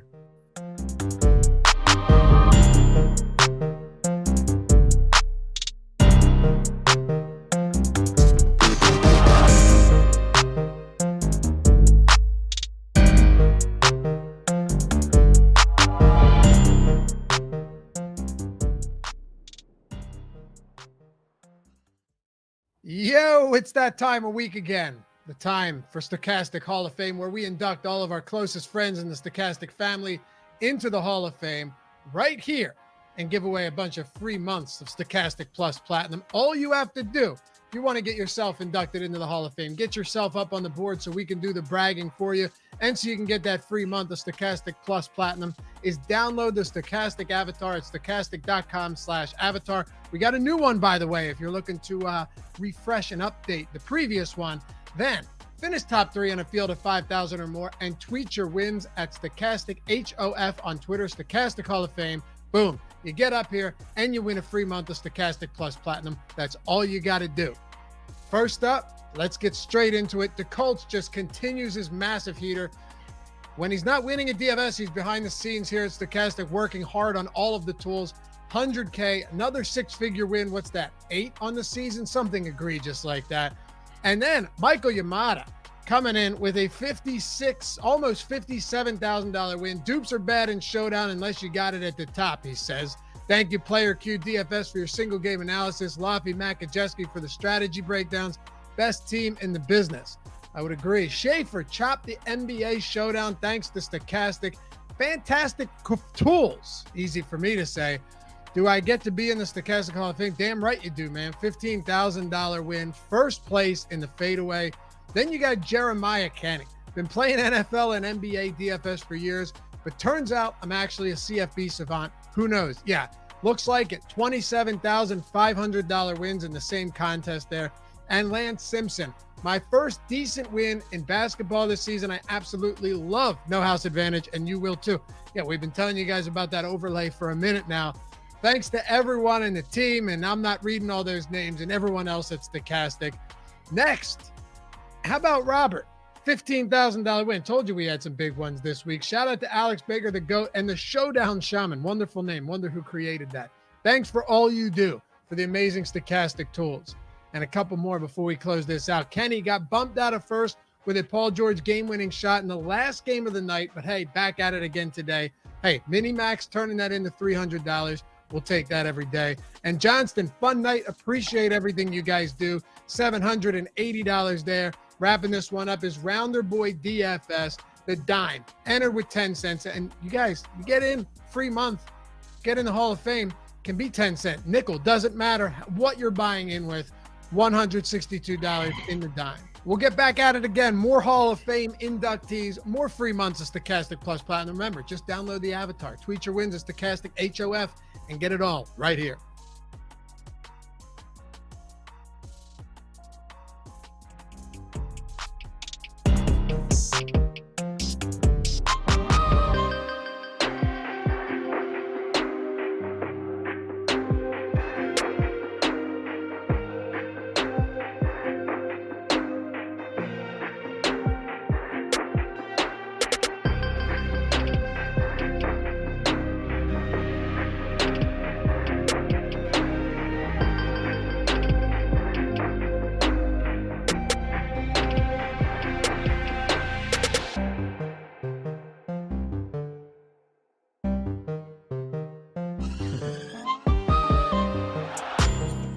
Are you playing a new song every day recently? He makes all of these himself. It's crazy. He's the most talented person we have on staff. Do you know how many people actually believe that? Don't say the mic's on. Don't tell people that. What's going on, everybody? Welcome to the Stokastic.com NBA Live Before Lock. Yes, that's right. I got stuck on this one because Josh couldn't do it. Now, in all seriousness, happy to be here. I'm Dave Loughran at Lafayette_D on the Twitters, LOUGHY_D. I'm happy to be here because I don't get to do many shows with Greg Ehrenberg at Ehrenberg DFS, by the way, but with Eric in Paris. Here we are, man. What's going on? Yeah, I'm excited because we do a show together, like once every 2 months or something like that. And I feel like it's once every 6 months at this point. And Live Before Lock is something. When's the last time you've done an NBA Live Before Lock show? Every game for the for the finals and the post, like a lot for the postseason, but that doesn't really count. That's a little different. You know what I mean? Like Josh and I always do the Live Before Lock for the finals and stuff. That's true. Yeah. And then the single game conference finals. But no, I pulled up the Live Before Lock run sheet that I had, not for Showdown, but for the last one, November 11th, 2021. It's been a minute. It's been a while, but yeah, looking forward to this, man. And I mean, the big question now, we'll get into this. We'll go position, guard, forward, center. News breaks, we'll certainly get into that. Priority number one. But what do you think when it comes to this Portland news being one of the only two 10 o'clock games tonight? Yeah, so this slate is really weird, and it's good because, we throw Lofty on a show and just be like, here's a slate that we never get ever in terms of the timing of the games, because we have a 7:30 Eastern time start game, and that's it. It's an island game. It's the only one at 7:30. Then we have an 8:30 start, and then we've got 3 later games. So here is the way that I'm looking at it right now, and it's definitely going to, mess with my lineups as we get on later on the day, because I don't know whether Nurkic is playing. I don't know whether Trey Jones is playing. And I don't have a good read on it either. But one thing that I do have for now, so I've just left these guys in for now. I'm getting exposure to them. But because of the way the games are spread out today, and I don't really have a ton of exposure to the Memphis-Portland game right now, like there's some individual guys I get exposure to, but it's not like my most rostered game of the slate or anything like that. So for me, I'm getting a lot of exposure to the later games and to Nurkic individually, just because I think he projects well. And then I'm just going to have placeholders in my lap that I could swap depending how the news happens. The thing that concerns me with Jusuf Nurkic is I know they haven't played since the 12th, but he's been questionable for 3 straight games and was ruled out of all of those. So it's like, is he following that same path? I tend to think he is going to play, just because when somebody's been questionable and I'm just guessing. If I had to pick one side or the other, the reason I would lean towards it is, like you said, he's been listed as questionable these games. He's gotten ruled out late. But if he was actually dealing with something that they thought was more of a long-term concern, he would have just been ruled out in advance in a lot of these games. So if you're asking me, why would my life be on the line? Jordan's life is on the line, like somebody less valuable. And they made me say, to save Jordan's life, you have to say whether Nurkic is going to play or not today. And assuming I wanted to save Jordan, I would say I think he plays. Wow. All right. So metaphorical gun to Jordan's head. Yes. Right. Okay. I'm saying Nurkic plays. All right. And by the way, somebody said I jinxed the Eagles with my Eagles jersey yesterday. Horseshit. And I'll tell you what, as I put that jersey on, I went, this is probably going to be a jinx. But then I thought to myself, I've worn it the past 4 games. I wore the Phillies jersey in the games they won and lost. It's not true. They just sucked last night, man. But it was a face mask, Greg. It was a clear face mask. I mean, the same, by the same merit, though, the pass interference was not a pass interference. All right, so let's talk guards here. No, it wasn't. But one was far more. It is what it is. They played like shit. Well, let's get into some guards. And like I said, any news comes in, we got you guys covered. And hit that thumbs up. God, how could I forget? We got, I mean, not bad, Josh. 748 likes here already. I just hit it. So let's get to 1,000. I think we can do so in the next 50 minutes or so. Just to take a single second. If you forgot, it's okay. It's anonymous. Nobody's going to shame you for it, but atone for your sins. Hit that thumbs up. And of course, subscribe to the channel if you haven't done so yet. All right. So the Zion news is big. The total dropped 5 points after he was ruled out. The Memphis Grizzlies, who are without Desmond Bane, and we'll get into all of that as well. I mean, this is just a big game that we have to cover on both sides. But yeah, the total dropped 5 points. Grizzlies went from 3.5-point dogs on the road to 1.5 point after the Zion news. It wasn't long ago that I'm not saying that everyone on New Orleans was unplayable, but all of their top guys were very expensive. Now you've got CJ McCollum without Zion, under 8K today. So clearly it makes sense that he's pulling more ownership than anyone else on this slate. Yeah, and he's somebody that I probably would have gotten to whether we had Zion in or not, because McCollum, I do think makes sense on both FanDuel and DraftKings, even on FanDuel where he's 8,400. By the way, also, if you guys have questions in Discord, throw those in at myself, at Loughran. And Loughran, you're going to see some interesting questions come in on the Discord. I know, while, man. Our guy Seth right now, he only tagged me on it. I'll read it off right now because he phrased his questions a certain way, and I always look forward to him when we start the show. What does a certain way mean? Well, actually, go ahead. Let me just get firsthand experience. Okay.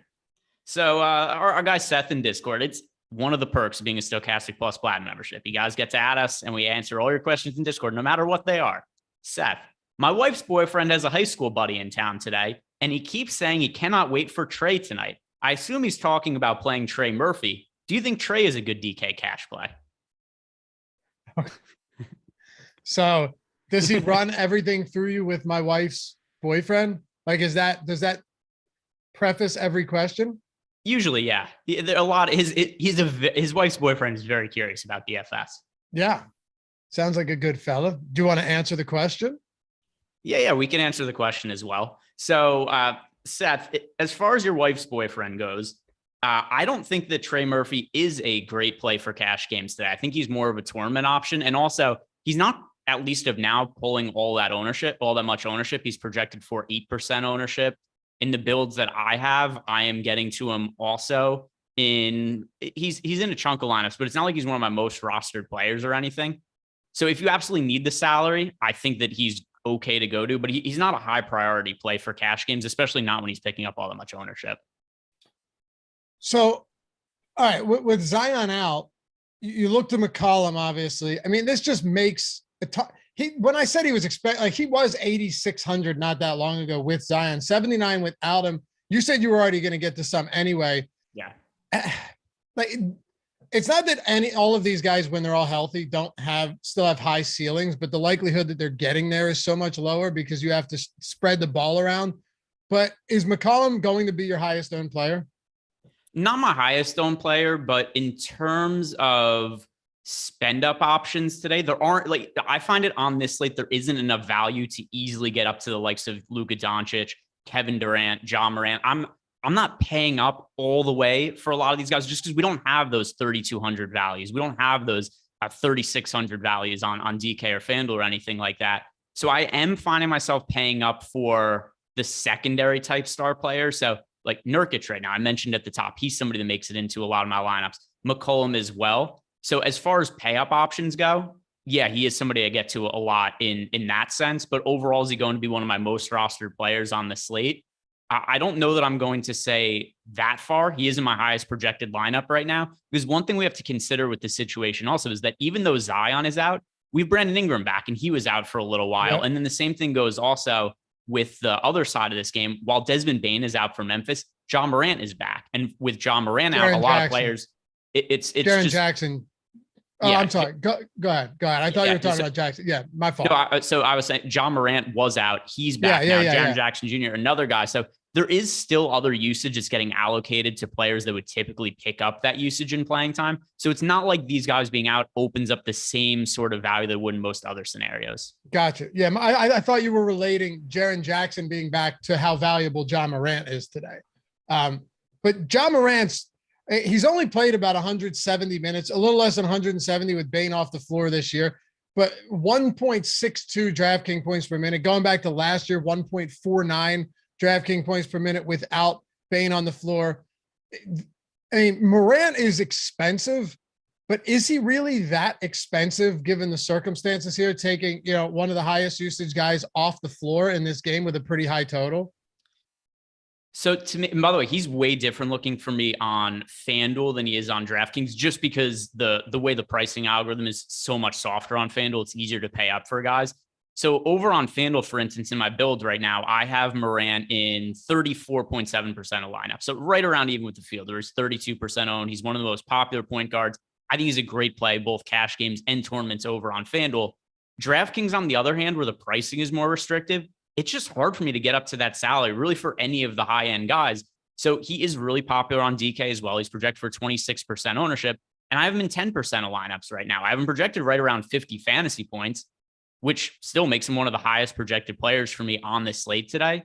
But still, I'm just finding it hard to get up to the salary because there are not that many really cheap guys that I like on DK to enable me to get up to him. If you're struggling to get up to John Morant, how much Luka, KD, Paul George, how many of those types are you getting today then? Or how much? Sorry.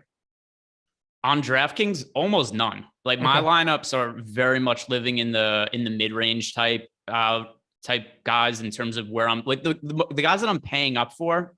If we're considering them pay ups, like I said before, McCollum's one of them. Nurkic is another, but it's a lot of guys in the mid-range. Lauri Markkanen also kind of like that upper mid-tier.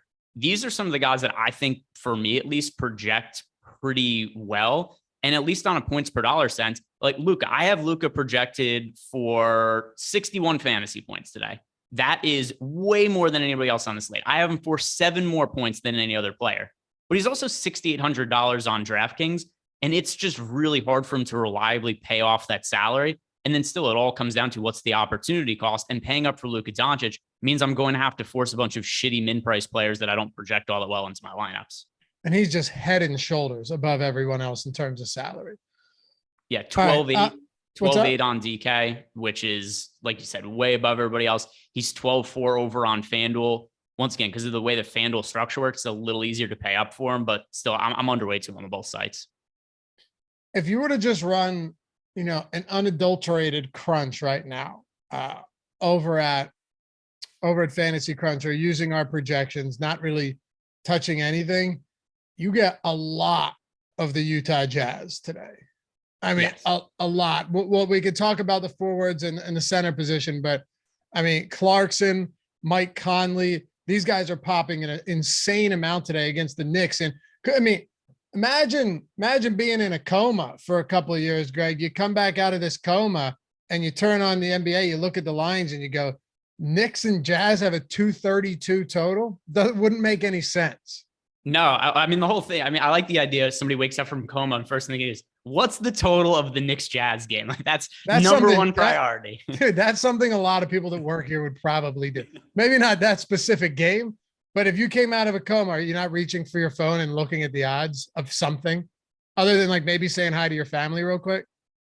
Well, for one, if you've been in a coma for a couple of years, you wake up, there's a good chance you'd be just surprised that sports betting is legal in general. Yeah, that's true. I don't know. I've never been in one. Do we have it now? What? No, it's super high total though for this game. Yeah. So 232, it is the highest total on the slate by a pretty good margin. We've got Pelicans, Grizzlies 226, Portland, Spurs 226, Kings Nets 226. And then, we got this Knicks Jazz game 232. So 6 points higher than any other total now. What do you want to do with the Clarksons and the Mike Conleys here tonight? Yeah. So like you said, if you're just running an unadulterated crunch, just using our projections, you're going to get to them a lot. And it's the same for me when I'm running lineups as well. And a lot of it has to do with, because I think almost all of these guys are a little bit underpriced, considering that the matchup is pretty solid against the New York Knicks. The pace looks really good considering the total is the highest of the slate. And the Jazz have just been playing a pretty condensed rotation. We know where a lot of the production is coming from. So guys like Lauri Markkanen, Jordan Clarkson, Mike Conley, Jared Vanderbilt, I think these guys all have pretty strong upside. I have all of these guys projected to outscore their salary expectations, where Clarkson I have for mid-30s fantasy points. Vanderbilt, close to 30 fantasy points, also at a fairly cheap price. Mike Conley, over 30 fantasy points with a price point in the mid 5K range. Markkanen, I have right around 40 fantasy points as well. So I think these are a lot of the best points per dollar plays on the slate. The question then just becomes, how comfortable are we jamming a lot of Jazz players into the same lineup? And at least for me right now, I'm cool with it because it gives me the flexibility to swap to news in case something breaks with the Portland San Antonio Spurs game. So if we find out that Trey Jones isn't playing or Nurkic isn't playing, having extra exposure to that Jazz Knicks game, it's going to make it much easier for me to make swaps than if I was really heavily exposed to, say, mid-range players on the Grizzlies or the Clippers. Makes sense. Yeah, and these guys aren't expensive either. So, if you're getting legitimate value plays in Portland, it would definitely help. All right, so some of these coma comments are, I don't mean to laugh. No, I don't wish a comatose. I don't wish a comatose state upon anybody, but chat can be pretty funny sometimes. Well, maybe not anybody, but not everybody. All right, so what's that? There's some bad people out there. Yeah, there's some bad people, but you'd probably just wish them dead. If he had one guy, you have to pick one guy. Who are you going with? Jordan Klein. No, I'm kidding. I'm kidding. I'm trying to follow along with what you and Eric do on the show. One guy. I mean, the cliche is to be like Vladimir Putin, but that's just ridiculous. Probably. That's a tough question, man. I don't know. Taylor Heineke. It would. I thought you were going to go with the ref from the game last night. Oh, that's a good one. Yeah. Okay. That works. Just until the season's over.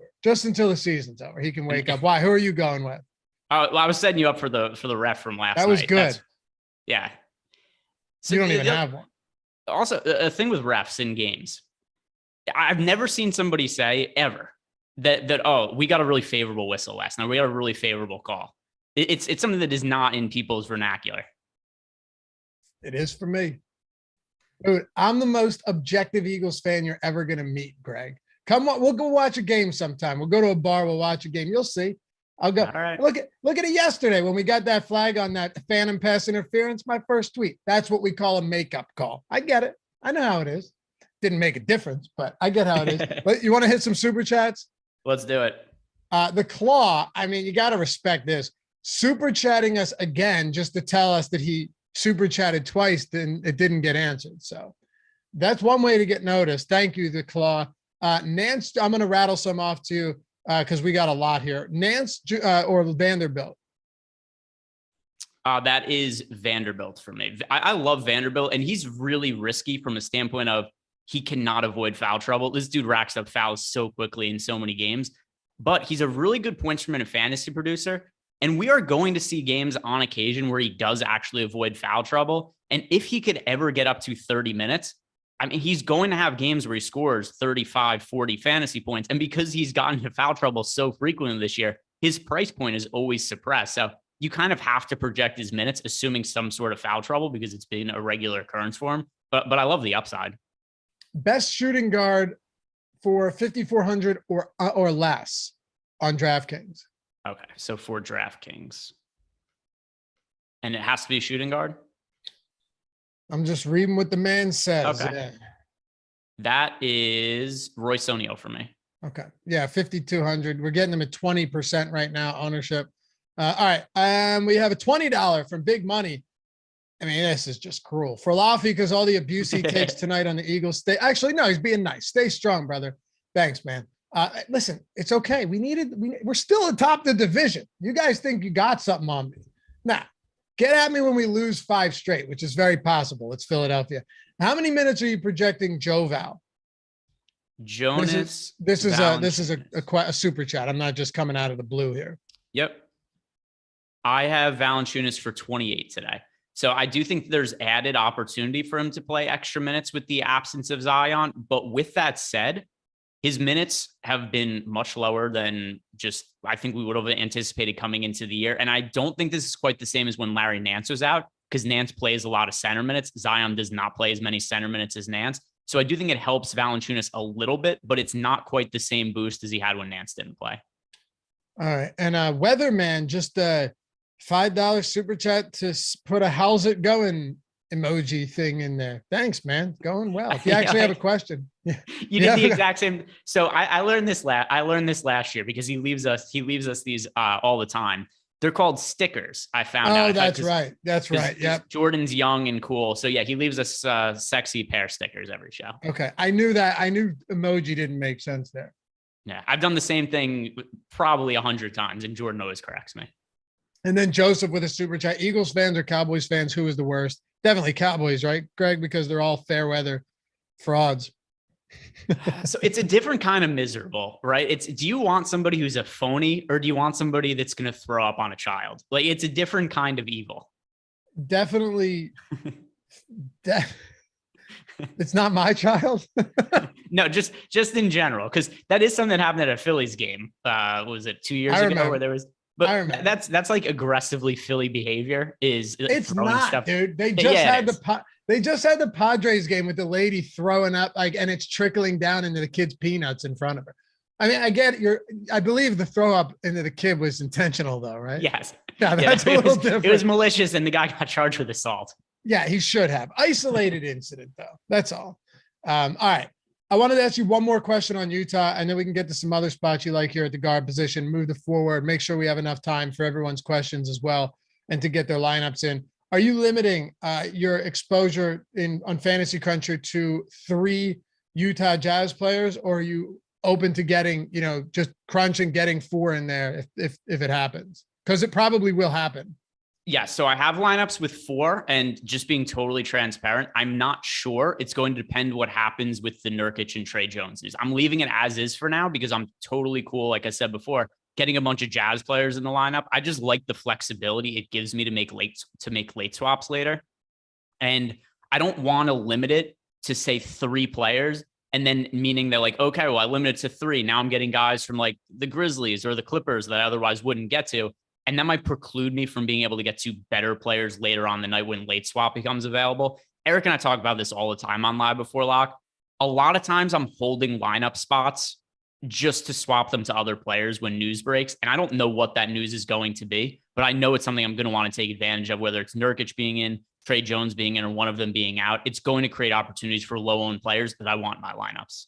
Okay, fair enough. Any other guards you want to hit on here before we move to forward? We did get a handful of questions in the Discord channel, so I'll hit on some of those right now. And then I'll follow your lead, man. This is your show. I'm just along for the ride today. Yeah, it's good. We get your feet a little wet. You see how we go. Yeah. Wet my beak. Yeah, wet in the beak a little bit. So one feet player that makes a lot more sense. One other guard that I do want to mention here, because I'm getting to him in a fair amount of lineups, is Jalen Brunson. Particularly over on DraftKings at the 6,800 price tag.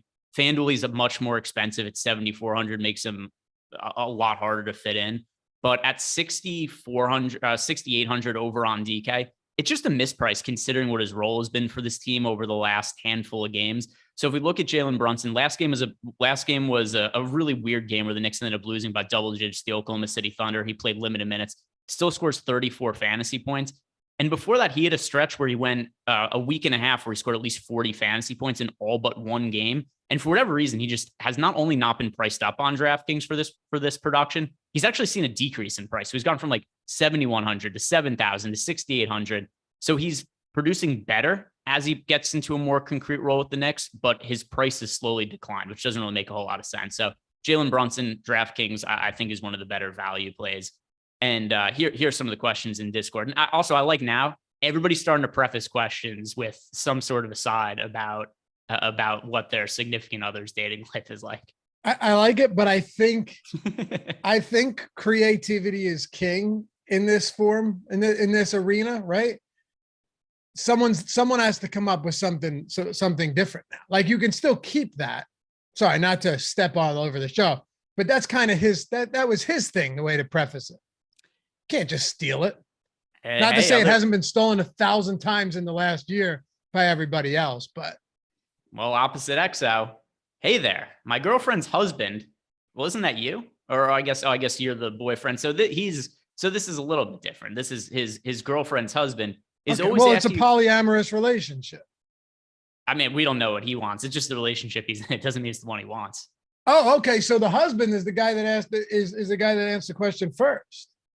I wonder, actually. So this could be really clever because he might be the one dating. That's what I'm saying. Yeah. Okay. You know what? This is very That's fun. Creativity. This is clever. It's clever. Innovation.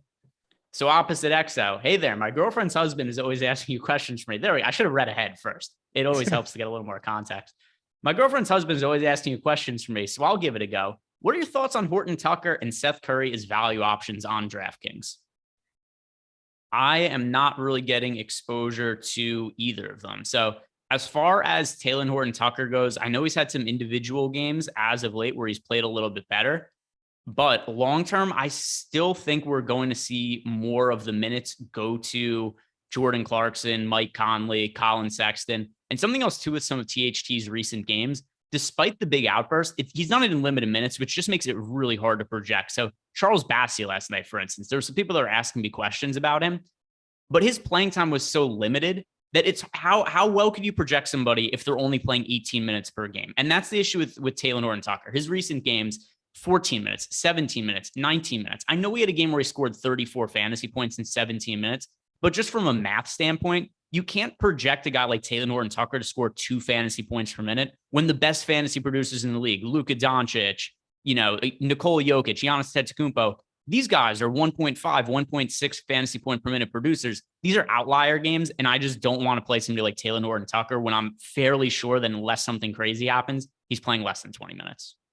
I think probably we're going to get a lot of questions in the same vein just because people are searching for value on a slate like this so they can get to some of these expensive players. Yeah.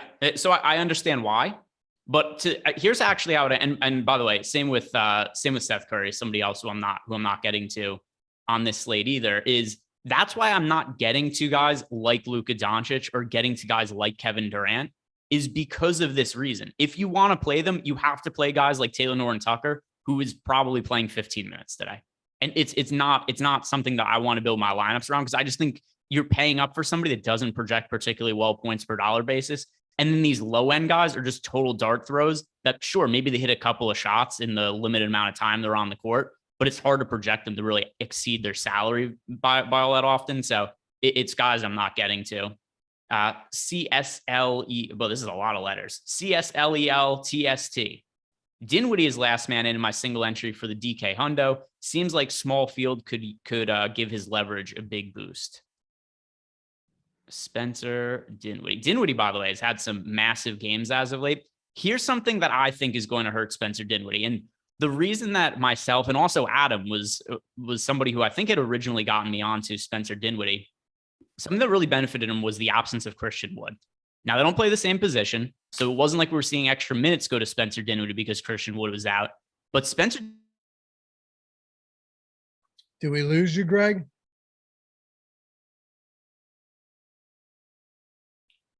Well, yeah, I see that. We're going to have to get Greg back here.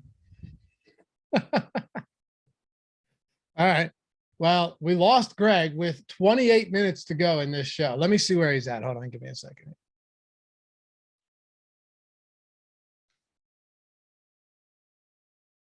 Am I back? We're good. There you go. I was gonna say, right, you ain't leaving me on a live before live for basketball in November. Dude, I don't know what the hell. Dude, I don't know. Ain't happening. So I was able to hear you the whole time, and when Jordan said he's gone, I was like, me or Lofty, and I just kind of kept talking. I was just gonna go like while you were doing. I was just gonna be like, yeah, I don't know what's. Yeah, And then I was confused. I had no clue what was happening because from my standpoint, I'm fine. I could see you, I could see Jordan, weird. And just something was glitching out on the back end. So what was the last dad said you went into a coma. Lofty wished me into a coma, and he has that kind of power. It happened. He didn't say it out loud, but that was what he was thinking in the back of his head. He was like, "Oh, fuck Greg for making me do NBA Live before lock. I wish he would go into a coma." And then it happened. That's awesome. What was what was the last thing I was saying when I cut off? You mentioned the name with a lot of letters.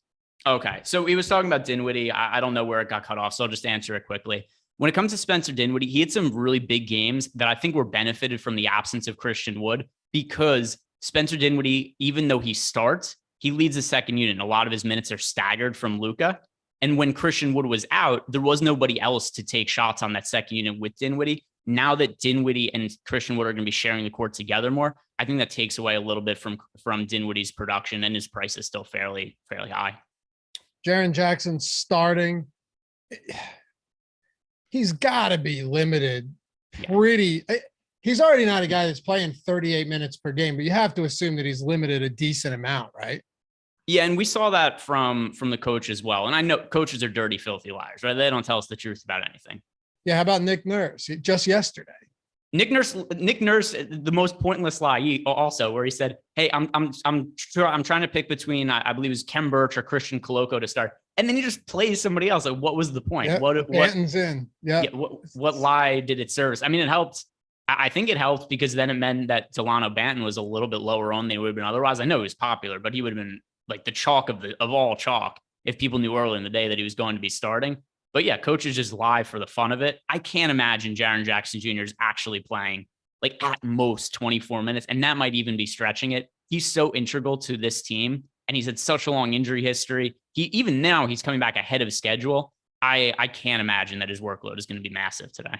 It wouldn't be shocked if he plays, short 5-minute rotations as they do with these guys when they come back, and plays 20 minutes on the day or something like that. Like in a close game, a 5-minute rotation in each quarter or something. Wouldn't shock me at all. All right, let me hit on a couple super chats. Eric Traub, my side chick's boyfriend and husband keep asking me questions. I'll be honest, Greg, I think you like these more than I do. I'm not the biggest fan of, to be completely honest, but I appreciate the super chat. Were you gonna say something? It's usually just this. This doesn't usually bleed into everybody else. This is usually a Seth thing, and now it's bled into everybody else's questions. This is new that everybody else is doing it as well.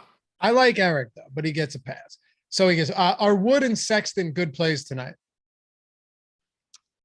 So Christian Wood, I like the upside of him. And another thing too with Christian Wood, I think he has more minutes upside than people might realize. So his playing time has been yanked around a lot this year. Last game, he came off the bench and only played 25 minutes coming back from injury. But what I think a lot of people are missing is that he fouled out in that game in 25 minutes. There's no JaVale McGee tonight. I think it's not the most likely scenario, but it's within the realm of possibilities that we get 30 plus minutes from Christian Wood. I think that makes him a pretty good contrarian tournament play. The other one he asked us about was Colin Sexton. One thing that is a little bit of an issue for me when it comes to Sexton is that I'm getting a lot of exposure to a lot of Jazz players, and Sexton just falls behind a lot of them for me. So I know that his minutes have slowly started to creep up lately, but still the last two games, 25-22. It's nothing crazy in terms of playing time. If I was to rank the players that I have as priorities on the Jazz, Markkanen, Vanderbilt, Clarkson, Conley towards the top. Olynyk is a secondary option. Sexton's like my 6th or 7th favorite player on the Jazz today. How do you want to, so we still got to get through some, how do you, when we got 23 minutes left, obviously not up against it, but we still have some super chats. How do you suppose, and I will defer to you, live before lock is not my forte, particularly basketball, right? This part of the year. How do you, hey, I'm filling in. I'm just a company guy. How do you want to structure this one with the super chats and still getting through the rest of these positions? Yeah, so we should answer all the super chats as we come in. I think that's number one priority. And then also making sure we answer the people in the Discord channel, because these are the people who are, paying money for our advice. And then at the end, depending where we're doing on time after we answer all the questions, It'll depend how deep I get into the players I'm rostering at each position. At the very least, though, I'll sum it up and go through FanDuel and DraftKings and say, these are the guys that I'm getting the most exposure to at each position. And at least do that with, 10 minutes or so left so that everybody gets a good summation, at least, of all the players that I'm on most. Wonderful. And yes, all of our Discord members are paying for the tools, the information. If you are someone who would like to get all of that without paying really anything, and BetMGM is available in your state, you're getting 2 free months by simply signing up at BetMGM, using the link in the description, using the one in the pinned comment, in the description or in the chat. Click the link. When you do so, like, as I said, assuming BetMGM is available in your state, plus who doesn't enjoy betting, take $10, put that $10 on any bet. Doesn't have to be money line, doesn't have to be the spread. It can be a prop, it can be a total, whatever you want. And it doesn't have to be more than $10. After that bet settles, you are getting 2 free months of Stokastic Plus Platinum. It's a $240 value, my friends. And we are in conversation with BetMGM right now. That's going down to 1 month. I'm assuming within the next week or so. So if you haven't gotten in yet, you're talking 2 free months, all of our tools, ownership, player projections, top stack, boom bust tool, all these tools created by Awesemo himself, Alex Baker. You got great guys behind the scenes. Steve Buzzard, the Colts, who's winning seemingly 100K in NBA every other day at this point. Sean Zahn, and so many more of these guys. All the tools for football, basketball, hockey, MMA, PGA, NASCAR, everything. All you do is take $10, put it in at BetMGM. Got to use the link, though, so we can find you. And after you place a bet and it settles, 2 free months. Also, Greg, in the event that someone, say, maybe had a little bit more money to play with, they're offering up to $1,000 risk-free bet on top of the 2 free months. I mean, come on, straight no-brainer. Yeah, and so if there's a bet that you guys really like today, like let's say that you think that, hey, it's a really good situation for the Memphis Grizzlies today because Zion Williamson is ruled out. You don't have to bet $1,000, but you could bet $1,000. And even if they lose, you can get refunded with free bets of up to $1,000. Plus you get those 2 free months of Stokastic Plus Platinum. It's a lot of value. All right, Super Chat's coming in. Do you vote yes or no on me reading these prefaced Super Chats, or just the question? Because at this point, I'm voting just the question. So because it seems to annoy you, I am more inclined to make you read every single word of every single Super Chat. Oh, Jesus. See, you have to understand a lot of, because you don't understand that you're somewhat playing the role of Eric here to a lesser extent. The audience has to dig at somebody. And the more that this upsets you, the more they are inclined to want to preface questions this way. Yeah, but it doesn't you're not going to get it. I'm not going to erupt. It's just, hey, this is dumb. Anyway, we appreciate all of our Super Chatters. I mean that. Also, 70 likes away from 1,000. We will get that. There's 70 people out there among the 3,600 watching now that haven't hit that thumbs up. And I'm sure we'll do so. Or have your fucking wife's boyfriend do it. All right. Beer Dad, my mom's boyfriend and my dad keep asking me if they should play Jaren Jackson Jr. and Dame or Talen Horton Tucker and Luka. Oh boy, I do not like either of those combinations, Beer Dad. But if it has to be one or the other, I would say THT and Luka, because I just don't think that Jaren Jackson Jr. is playable today. I assume he's going to be fairly restricted in terms of minutes. So THT Luka would be my combination, but I don't really like that much either. Boss, bro, this is not as fun with Loppy. Don't worry, dude. Don't worry. Eric will be back. Eric usually would be crying at some point in this part of the show. All right. And no, Zach, I don't even really enjoy IPAs, to be completely honest with you. I'll drink them on occasion, but I'm a simple man. Jordan, we got other ones that you threw in here, Super Chats? Yeah. All right. Yeah. All right. I hustle for it. I saw that, man. You didn't have to Super Chat us again. I saw the 5 and then the other question that wasn't part of it, but I appreciate that. Would Doncic, Morant, here's a good question. Would Doncic, Morant, and Durant be too much for one lineup in FanDuel? So basically, can you play those 3 guys and make a decent lineup around them? So what were the players? Doncic, Morant, and KD. That's really, really tight today. Let me see if I could. I have, out of 150 lineups that I built on FanDuel, 0 of them have all 3. That's really restrictive in terms of pricing. Okay. Let's go with Lafayette's old and boring. Jorge, what's up, man? Favorite center and power forward for DraftKings single entry and thoughts on KD exposure for today. Favorite center and power forward for DraftKings single entry and thoughts on KD exposure for today. Yeah, so I'm not getting to very much of KD. That goes for both DraftKings and FanDuel. Just same thing I was talking about before. What's the opportunity cost? There aren't that many cheap players that I think make for really strong options today. So it's just something where it's hard for me to really pay up for Luka, pay up for KD all that much. The other thing also with Durant is Ben Simmons is back today. And I know that at this point, everybody's out on Ben Simmons, but him being back in the picture at all does cut into Durant's assist rate at least a little bit. And then also Durant's been priced up at this point. He's priced where he should be for the absence of Kyrie Irving. So Durant not really getting all that much exposure to. My most rostered power forward right now is Markkanen. My most rostered center is Nurkic. And obviously that is contingent on him playing. But if he is in there, he's going to be way under-owned in tournaments. All right.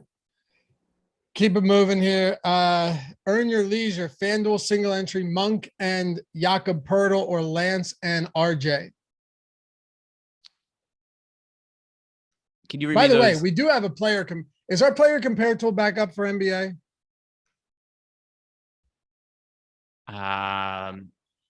It's not back. Okay, we're making some improvements to it, but yeah, I mean we have it for football right now, and we'll have it back for basketball, so it'll save you guys some money for sure.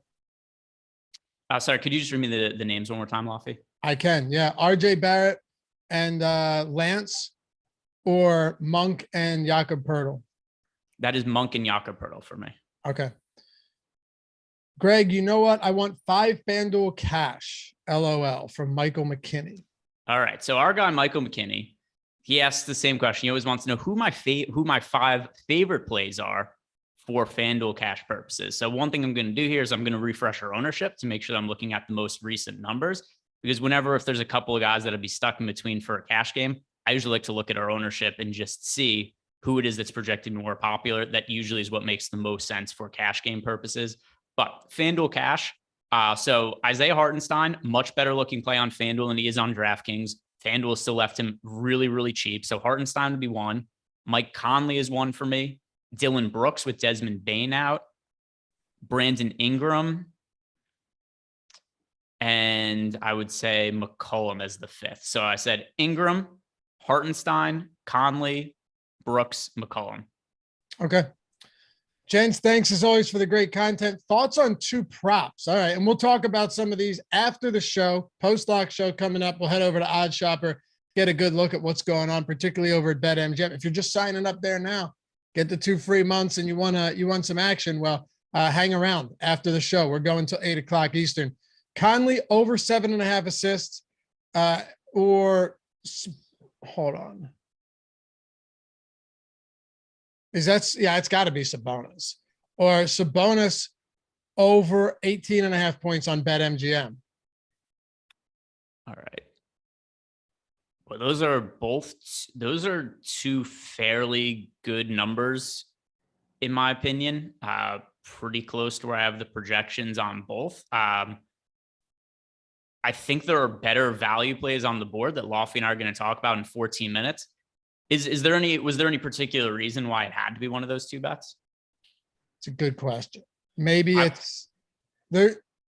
There's no, it's MGM. It's not Prize Picks or anything. So yeah, I would say there's better bets. Let me go over to, if you need a bet from that game earlier in the day, I bet Jordan Clarkson over 3.5 assists. Let me check on Odd Shopper to see if that's still a number. Cause maybe you're making a same game parlay and you're trying to find, or actually, no, because he's not in that game either. Well, Conley aren't. So I would say Mike Conley over 3.5 assists, just as a number that I knew was available on BetMGM earlier in the day that I liked. I'm checking Odd Shopper right now to see if it's still up. So Jordan Clarkson, 3.5 assists is, it's still at BetMGM at -140. So I'd say Clarkson over 3.5 assists. Okay. Clarkson, not Conley. Yeah. Well, because I didn't like the Conley number. And I think it's not that I hate them. I just think they're fair numbers, right? I think if you bet them, you're probably just going to lose to rake over time. They're very fair lines. Clarkson, I do think, is a little bit undervalued. We do have the over winning 65% of the time over at OddsShopper. All right. Clarkson, we got a lot of these coming in. You really just hit super chats all show like this? If we get them. All right. Clarkson, Hart, VS, Laurie, Olynyk on DraftKings. I guess that's a pick one. Yeah. So it's a 2v2. I'm assuming here. He wants to know Clarkson or Hart. Oh, there's a verse in there. Yeah, I didn't see the verse. Markkanen and Olynyk. Okay. Do we have any other ones? You see anything I haven't hit? Hart Toppin Little Man Wood. Little Man Wood. Toppin Little Man Wood. Yeah. It's a Peter Dinklage reference. But was there is it a what?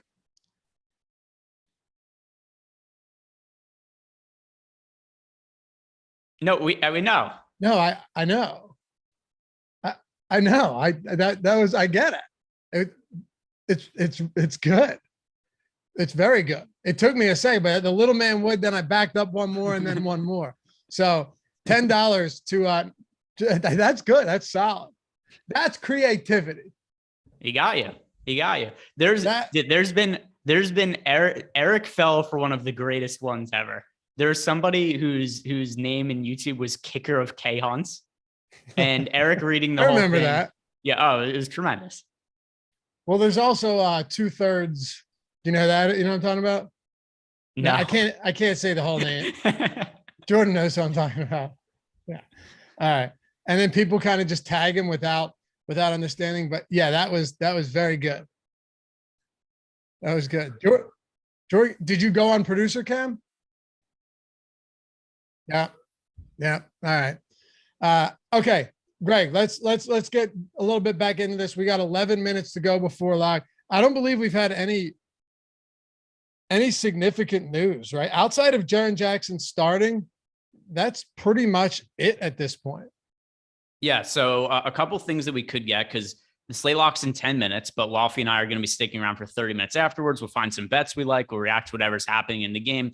But also news that we're waiting on. The reason you guys should be sticking around, because Yusuf Nurkic, questionable. Trey Jones, questionable. The Knicks starting lineup, who knows what they're going to do? Tom Thibodeau, he doesn't like us. He doesn't give us consistent starting lineups. One day, Isaiah Hartenstein starting at center. The next day, he's coming off the bench. The next day, he's playing limited minutes.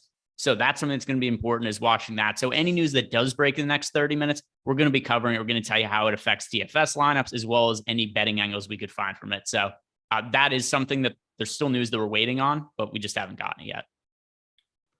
What are the odds that all 5 of those players are on a 5-game slate tonight? Hart, Top, and Little Man Wood? Yeah, well, I think this, because this guy seems clever. I think he would have found different names if it wasn't those 5. You think so? Yeah, I think he knows what he's doing. All right, come up with something else, man. I'm super impressed by that. I gotta say, there used to be another one out there that, I don't know, people get upset now. You can't even make jokes anymore. So I'll leave it to those of you who remember this back from the heyday. But okay, can we talk about how you want? I think this is probably the most important thing right now. Just, you talked about Nurkic, but let's assume that he's out. You've positioned yourself nicely where you can actually make adjustments, because it's a 10 o'clock game. There's 2 10 o'clock games. It's the last game to lock on the slate. How do we already talked about, Utah could position you nicely, but what are you doing if, Nurkic ends up being out, if Justice Winslow ends up being out, because that could shake the whole foundation of this slate. Keon Johnson also questionable too.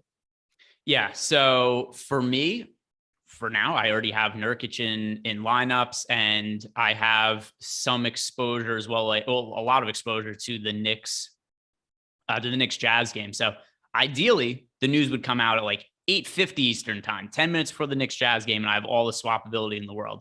If not, things get tricky. I have Nurkic exposure. I'd be playing Drew Eubanks. I'd be swapping to some of him, and then other players that I'd be trying to get to as well. Let's see.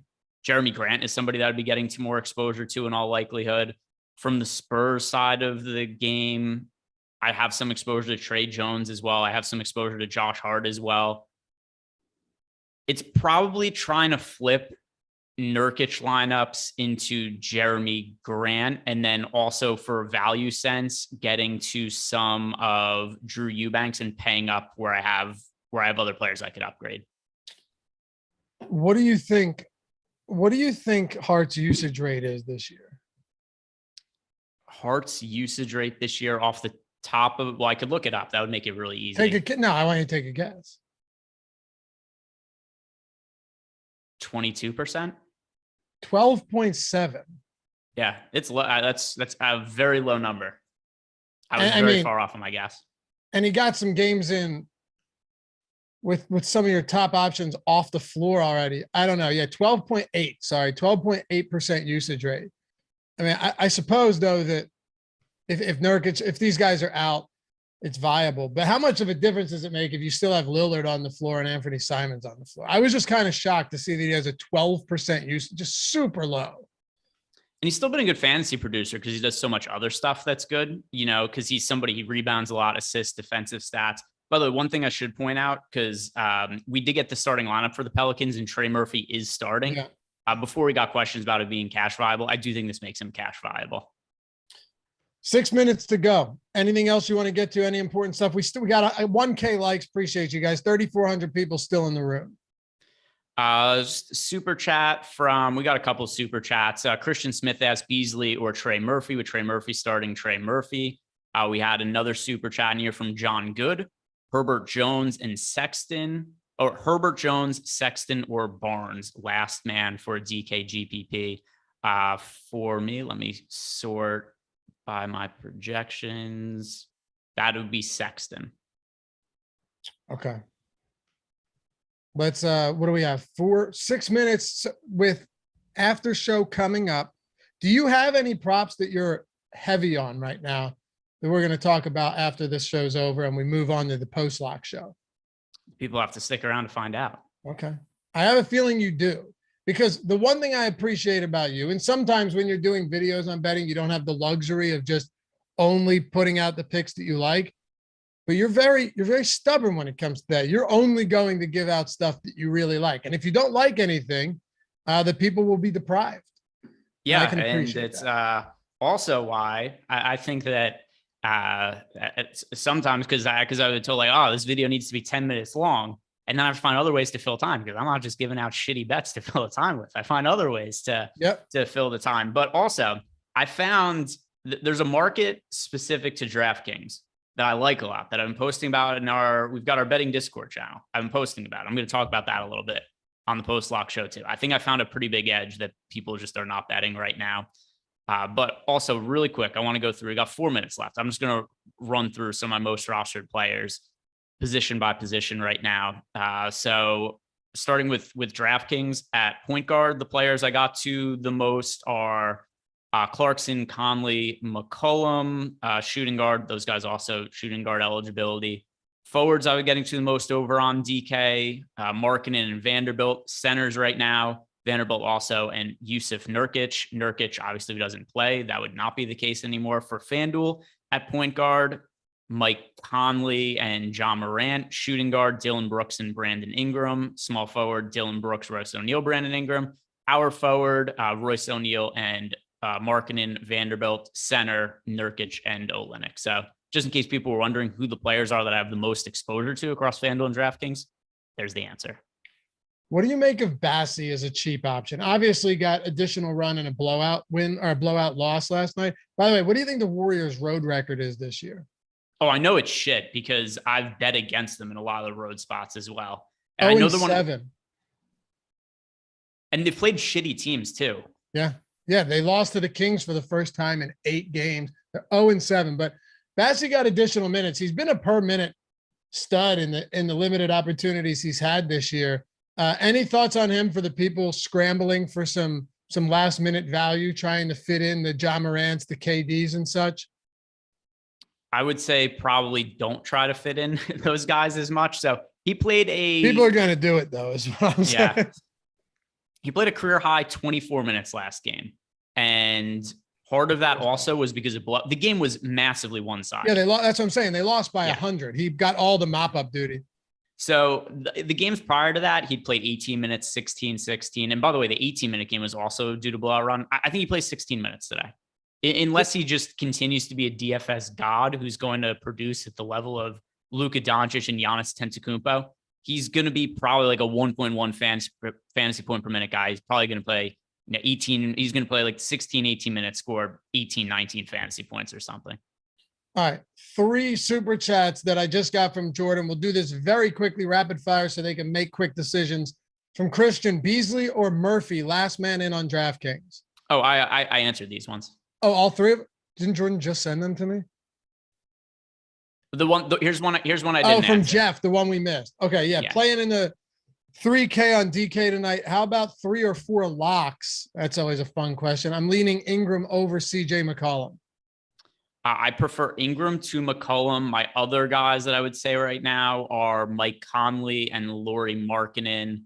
One other player. I think that Nurkic is a really good play in that type of contest. Give yourself the ability to swap off him if he plays.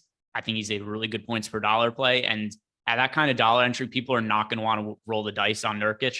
I think that he is one of the best contrarian plays available today. Did we get the John Good super chat yet? Yeah, I answered it. All right, so we're good to go. All right. Any final thoughts before we move this one into the after show, post-lock edition of the Live Before Lock? No, just Lofty, appreciate you filling in. Guys, don't go anywhere. Yeah, you got a different culture here, man. This is a much different show. Much respect.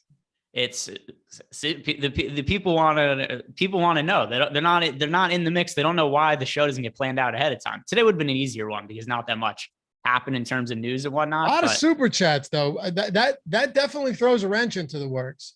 You've converted me on that conversation. You got a new ally in the run sheets discussion. There we go. That's everybody. I don't think anybody could be opinionated on how to run the show unless you have to host it at least once before you're allowed to be opinionated on how to do it. Totally different than the deeper dive. It's not even remotely close. Yeah. So 7:30, we're locked in. We're going to hang around. And like I said, we're going to talk some props here. When these games get underway, when they tip in probably 10 minutes, we'll dive into that as well. Keep you apprised of what's going on. But BetMGM, baby, like I said, for those of you 3,000 still with us, the 2-month offer is not going to be around long. 2 free months when you use that BetMGM description or the one in chat. $10 in MGM. Follow the directions. Put it on any bet. You could do so tonight as long as you use that link in your first bet. You're getting 2 free months of all of our DFS tools for every sport. You're getting access to the Discord. It's going to go down to 1 month soon. But just looking at it from an MGM standpoint, from a betting perspective, I hate to do this, Greg, and I hate to be like, all right, give me your favorite bet first, because it's nice to kind of tease these things and lead into it. But for someone that's clicking the link right now, or they already have an account, what's your favorite bet of the night from a player prop perspective? So let me refresh. Did you have one though? So I don't want to throw you a curveball here. Do you have? Yeah, no. I'm just refreshing to make sure the odds haven't changed, because that's what I find out like very frequently is that I'll come into the show thinking I have a bet I like a lot, and then it just doesn't exist anymore. Also, really quick, because somebody just left a super chat. JR wants to know how much I like Jeremy Grant today on FanDuel. A couple reasons I like him. Number one, I think he is upside as is. And then if Nurkic was to get ruled out, it would be extra playing time, extra opportunity for Jeremy Grant. So let's see, what do I have him in? 22% of lineups for me over on FanDuel. I think that he's certainly worth getting to for a number of reasons there. So BetMGM. I'm going to say, do one BetMGM specific bet, and then we could open the floor up for. Yeah, why not? Let's dive into that. And also, if you're using OddsShopper, which is entirely free, by the way, all you have to do is create a free account. That's it. You can get the sharp sportsbook lines, or you can filter the projection system. That I can understand that can be confusing. Some people don't know that you can, use our projections as well. You could filter this and get, top expected ROI plays, top expected win rate plays, and we have them all right here on the screen. So what are we working with today? Well, right now we are betting any line against the Nuggets as quickly as possible for tomorrow because Jokic was just ruled out. So first and foremost, that's what I'm doing. That's got to be gone, right? Did you get it? No, it's gone. So I would have liked to have. I don't actually know if by the time I opened up the book, it was already gone. So I don't even know if there was lines posted yet for tomorrow. Yeah, that's true. There's a lot of games tomorrow, right? And I only see 4 lines posted right now. Yeah, it might not have ever been up. Man, that would have been amazing value when a guy like you remember though, we talked about this. It used to be very like you could go eat a sandwich after news, come back and still you could cook a pizza, come back and still get those bets in. It's not the same. You got to be quick. So I don't even know. So there's something I've kind of been hesitant to tell. There's still one thing that the books are very stale on. I'm almost nervous to put it out public because you're talking futures. No. Well, futures, yes. But in terms of line stuff. So BetMGM and DK do this. I might as well say it now. I don't even know how much longer this is going to be an exploit that exists. But pretty frequently when lines come down as of late, when they come back up, if you go to the same game parlay, the stale line still exists in the same game parlay. Little hack for people. So if you click on the same, a lot of times you click on the same game parlay, the old betting line will still be there. The old props will still be there. And you could parlay a bunch of them together and find really good value that way. Maybe they just want people to bet more same game parlays. I think they're not aware. I think they're not aware it's happening. It's entirely possible. Not just like intentionally hanging stale lines. Yeah, I don't think that's what they're doing. Probably not. And now you can actually see the lines in same game parlays. You used to be shots in the dark. Yeah, I don't even DraftKings that was a DraftKings specific thing. They would just be like, hey, 3.5. What odds you get on it? Who knows? We're just going to give you some number. That's what I'm saying. A bunch of buttons. It was the shadiest thing ever. It was very shady. And people would be like, man, that was always funny because you'd see people be like, wow, I got this at 10-1. And you're like, yeah, great. But it should be 20-1. Yeah. So, and you would have no clue what it was you're betting. You betting minus 135, you're betting plus 135. Who knows? Take your best guess. Exactly. Somebody said MGM still had it up. Denver. I did. Hold on. Maybe they do. All NBA events. They do. Nuggets minus 9.5. Oh, yeah. So, all right. So BetMGM sponsor. Yeah. Okay. So well, I there's just your opened up bet. DraftKings. Yeah. So that's easy. That is super stale. Ooh. And by the way, you actually when you're looking for odds, if you just go at OddsShopper and sort it by compare NBA bets under tools, that's one very nice way of like, if you're searching and you're doing this and you're a time crunch, and you don't want to go through every single book, you can legitimately just go and pull up a day or assume it's say tonight and you're in. Like FanDuel's got them at -9. MGM, that's the best spot you're going to get -9.5. So you're getting the hook. Yeah, man, it's still there. What do you think we moved to? Knicks playing their second of a back-to-back out on the West Coast. But what do you think this ends up being? Without Jokic, so there's a couple things. Obviously, Jokic is already really good. We all know that. This is well-known information. Do you know who his backup is this year, though? Nikola Jokic's backup? Yes. So here's why the line is going to move significantly. The backup, somebody who you're familiar with being from Philly, the backup center for Jokic is DeAndre Jordan this year. This makes Jokic, to me, the single most influential player on any individual point spread, because it's not just how valuable the individual player is, it's how valuable is their backup. There's a case to be made that Jokic is the most valuable player in the NBA, and there's a case to be made that the guy who is taking his minutes is the least valuable player in the NBA. So the impact of Jokic is absolutely insane from points perspective. There's no way, though. I mean, yes, that's massive. The replacement, there's no way that DeAndre Jordan could get significant minutes in this spot. Can he? He plays all of the backup center minutes. For the I know. My expectation is that he would start. My expectation is he starts tomorrow. Not like, yeah, I guess not Zeke Naji or something. They should, but that's just not how they've been running their rotation.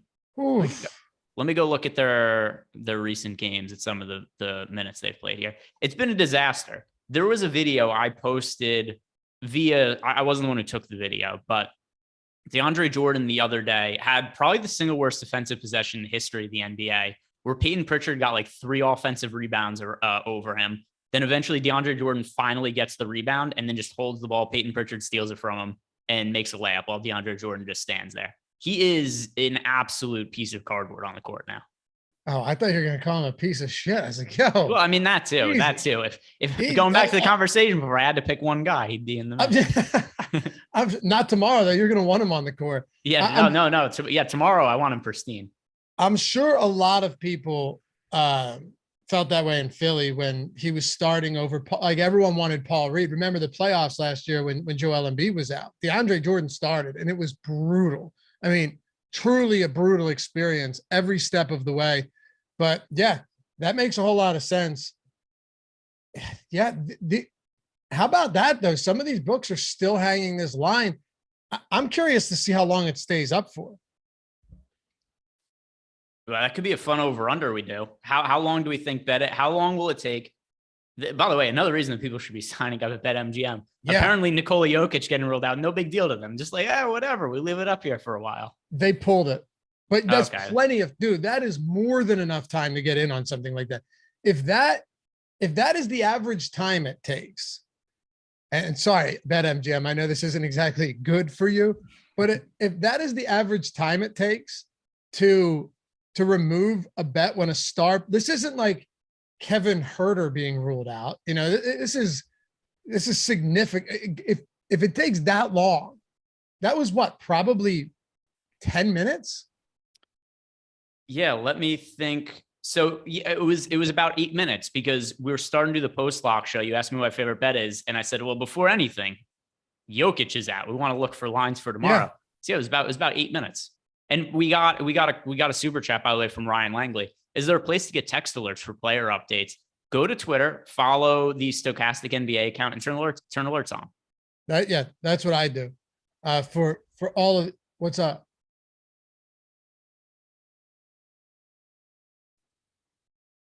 Where do they go, Greg? Go to Underdog. Yeah, I'm friends. Go to Underdog. Turn on notifications. You're going now, just so you know, you're going to get a lot of notifications every day. But if this is something you're actually looking to exploit, Greg and I, whenever we talk, we always discuss the value that you get in something like this. You know, we talked to the Q&A for the Discord. More so with basketball too, because with football, oftentimes with all of the practice reports throughout the week, you're not actually like these books aren't going to hang. You're not going to have these lines up there. I think you'd agree. Like it happens. I'm not saying it never happens when a guy is surprise scratch before the game, but usually you have practice reports, you know, no practice, limited practice, whatever it is, leaning doubtful. With basketball, sometimes you have no information. And the books seemingly don't have information quickly at all, whereas they can hedge against it when they're seeing practice participation throughout the week for the NFL. Yeah, and so the other thing too is, so there's these weird conspiracy theories. People like books know everything, which also get called Vegas by a lot of people. People like Vegas knows everything. Trust, books do not know shit. Right? Because if they did, there was never a time that the Nuggets would have been 9.5 point favorites for tomorrow. Yep. They would have just known Jokic is going to be out. What they do, they're reacting to news just like us. And oftentimes we could be faster than them. Turn alerts on Twitter. And something else too, we generally know the Jokic news came out of nowhere. That was totally unexpected. Those are the best spots you're going to get, to be clear. Like yes. When it comes out of thin air, from the ether. Yeah. Kind of. To me, the best ones, though, come out at 1:30 and 5:30 Eastern time, because that's when the NBA injury report comes out every day. So I actually, every day, here's what I do. I sit at my computer right at this spot. I log into all my sports books, 1:28, 5:28, a couple minutes beforehand. I know news is coming every day at 1:30 and 5:30. And then I could just react to whatever that news is. I go to NBA, I refresh the NBA injury report page a lot and wait for the document to get uploaded. Something like this, like I can't be logged into all my accounts ahead of time because I'm not anticipating it's going to happen. I know the 1:30 and 5:30 injury reports are coming out at those times every day. For sure. I think they both have the advantages though, because something like this, it's catching everybody blindsided. Yes. So maybe there is, a different opportunity. Of course, these books sign you out on your phone and then you have to sign back in and then it goes real slow every time you try and get that in. But yeah, like we said, MGM, what an amazing just firsthand example of how to get good. And you're going to get massive closing line value on this. Let's see if the line comes back up while we're still doing this show. Yeah. So my guess would be, it's still a difficult back-to-back. Knicks it should still be Denver 5 favored, but it's going to be like 2.5 or 3.5 points, I think. Okay. I was thinking 4.5, 5. You think, I know Jokic is incredible. I get that. And you're right about DeAndre Jordan. You think it swings at 7 points?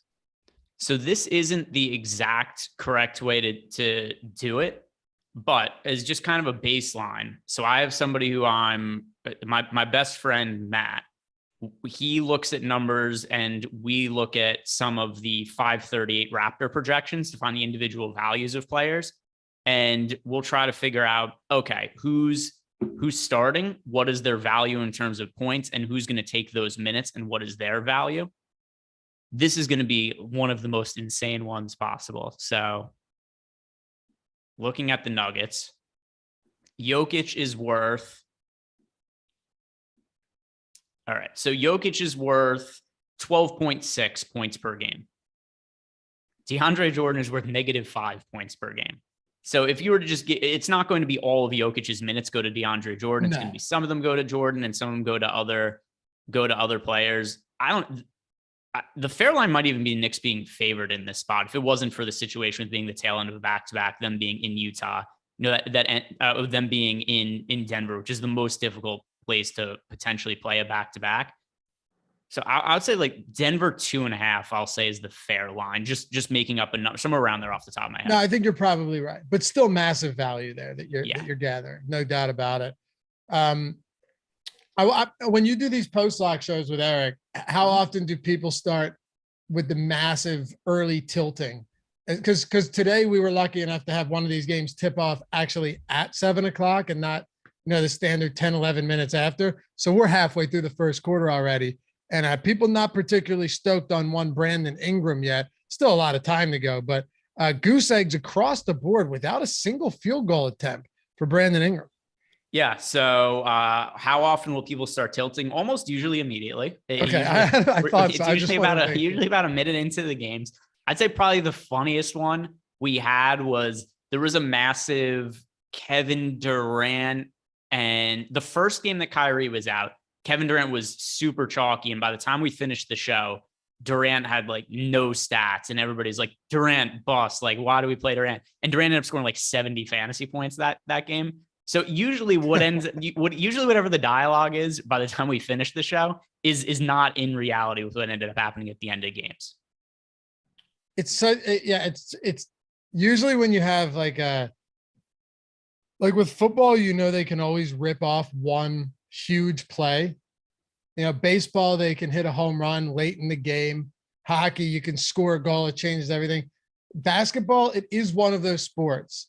And I know this feeling too, where when they get off to a slow start and your stud has 5 fantasy points after the first quarter, now they have to play catch up in a big way. It's not a good feeling, but like you said, Joel Embiid just had 29 points or something in the fourth quarter, actual points last game. Your studs can get it done. So not sure where Jordan went. Let's see if this messed the screen up. No, we still up there. Okay, we're good. Yeah, Ingram, though, like you said, Ingram has no stats. You know that somebody's not doing well when somebody in chat starts asking, is so-and-so hurt? Because they assume that's the only reason. Here are the actual funniest tilts for me, though, is when people don't realize that they've rostered somebody who comes off the bench and you're 3 minutes into the game, like, how come so-and-so is 0 fantasy points? Like, relax. He's gonna check in. He's gonna check in soon. But yeah, Ingram is just off to a really shitty start. Yeah, it happens. You're 5 minutes into the game. Or the people that are like, is this guy playing today? Without just looking at the box score. Yeah. Poker Pro Eric. Is Luka hurt? He's still at 0. Yeah. What we got at 8:30. So we're separated by an hour to the next game, 9:00, 10:00. then another 10 o'clock. Or no, I'm sorry. I'm looking at. Yeah. Okay. Hey, are you in a position where you're hitting several props today, any more than you've been that you've talked about? Because we were going to talk about props, and then we just got sidetracked with that crazy Denver news, which changes everything for tomorrow from a DFS and a betting perspective. Is there anybody out there right now that we haven't touched on that the game hasn't locked at and you want to talk about? So we did get a super chat from Sean053 that I want to answer. He asked Monk, Johnson, Quickly, Rose, or Herder. Amongst those guys for me, I like Malik Monk the most. Malik Monk has been super high variance as of late, but the upside is definitely there for him. He could score a lot of points pretty quickly. So I'm getting the most exposure to Monk. I think he's the most upside for tournaments of those guys. I want to talk about something. I've been posting about it in our Discord channel. I have found a really inefficient market over on DraftKings. They have NBA player prop head-to-heads, which are wildly out of line with the regular prop odds. So for instance, the other day, I had a bet on Josh Giddey plus 280 to have more assists than Scotty Barnes. Listen to these numbers, Laffy. So the prop numbers for assists, Josh Giddey over 5.5 assists was minus 145. Scotty Barnes over 5.5 assists was plus 125. But then Scotty Barnes like minus 400 have more assists than Josh Giddey in a head-to-head. What? That's more than just inefficient. That's just blatantly wrong. Yeah. And I think it just is a stale market because nobody's betting them but me. But since I've noticed them, it's been my most profitable thing that I've been betting on lately. That's good stuff. Cause I don't usually bet a ton of basketball until football's over. I usually a little respite there, but these are isolated incidents though, right? Like these are isolated props where it's just flat out wrong. So yeah, like to that's the most extreme one I've seen so far. But then there's even stuff like, so Kevin Durant today versus, let me make sure it's still up because I posted this one earlier as well. Steven Adams, 2 fouls, by the way. And Jaren Jackson played 3 minutes and 48 seconds to start the game and then came out. All right, here we go. So Kevin Durant versus De'Aaron Fox. It's which player will have the least turnovers of these two. I have De'Aaron Fox projected for more turnovers today than Kevin Durant, and Kevin Durant is plus 190 to have less turnovers than De'Aaron Fox today. All right. So, there still are a bunch of really inefficient ones that do pop up when I look across. And by the way, a lot of these end up pushing, right? Because like turnovers, a lot of them will be three apiece for each of them. But that's still really good value. To me, like at worst, this is like a 50-50 bet that I'm getting plus 190 odds on. And it's the same. If you look at the numbers for the year, Durant is averaging, let me pull up turnovers per game. I'm almost positive that they're also averaging about the same amount of turnovers. So Durant for the year is averaging 3.2 turnovers per game. De'Aaron Fox for the season is averaging 3. Load faster, computer. Here we go. Fox is averaging exact same. They're both averaging exactly 3.2 turnovers per game. And I know that Kyrie's out, so it means there's a little bit more ball handling responsibility for Kevin Durant, but it doesn't mean his turnover rate goes through the roof. The reality is we've got two guys that have a very similar turnover expectation. One of them is plus 190 to have less turnovers. Damn. Yeah, that's really fascinating that you're seeing such inefficiency there. Another thing too, it's another fantastic way to take advantage of OddsShopper. Like if you're actually looking to see what they're projected at, like what we have them projected at, of course, as you said, if you're pulling it up on DraftKings and they're both at, 6.5 rebounds just on the straight bet individual prop. And then, one of these players is a huge dog in the head-to-head matchup, despite having the same. Obviously, I'm assuming that you're talking same juice on these individual bets, right? Or around the same. Yeah, and that's the other thing too that's crazy about it is so some of the numbers are just so out of whack. Like here's another one, for instance. All right, so Kevin Durant versus Domantas Sabonis for turnovers. De'Aaron Fox averages about twice as many turnovers, not twice as many, but like 50% more turnovers per game for Domantas Sabonis. Kevin Durant is plus 100 to have less turnovers than Sabonis, but plus 190 to have less turnovers than De'Aaron Fox, when Fox averages well over 3 turnovers per game and Sabonis averages 2.3. Like, the markets don't make any sense. Yeah. And it's not that hard to cross-reference this stuff either. Like, of course, you have to individually go to you have to manually go to the head-to-head matchups, but just to be able to pull all of these up, it seems like it's worth the time. Yeah, this is how I start my mornings now. I just odd shop the head-to-head player props on DraftKings, and a lot of them I just put down as much money as they'll allow me to put on them, and it's been, like I said, it's been really profitable. As you just tell by the logic on it, like the numbers do not make sense just based on logic. And Brandon Ingram is perfectly fine now. Yeah, and we are now 8 minutes into the first quarter. Brandon Ingram has 7 points, a rebound, and an assist, and is the highest scorer in the game. Oh no, John Moran is 8 points, but yeah, he's averaging north of a fantasy point per minute right now. Yeah, things are just fine. Can't ask for a whole lot more than that. Murphy's got 5, and then nothing else across the board. He's in foul trouble too. Yeah, he was in foul trouble. Played 3 minutes into the game. McCollum's off to a fine start. No issues there. Adams in foul trouble. Jackson played less than 4 minutes in his first action all season long. John Morant's just so good though, man.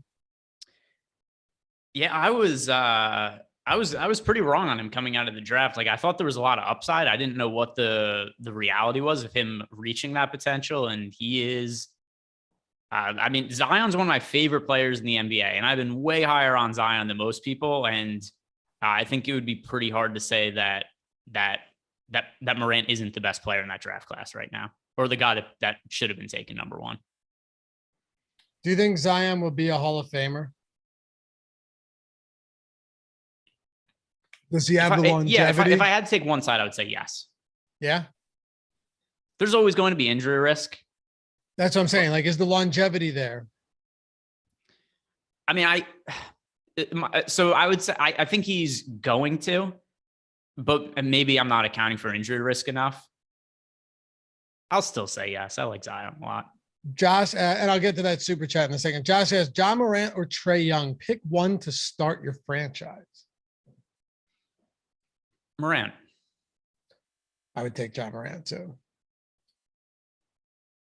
The Trae Young, Luka Doncic draft day trade looked real. I mean, it still favors Doncic, but and from a defensive standpoint, there's no doubt that's a difference maker.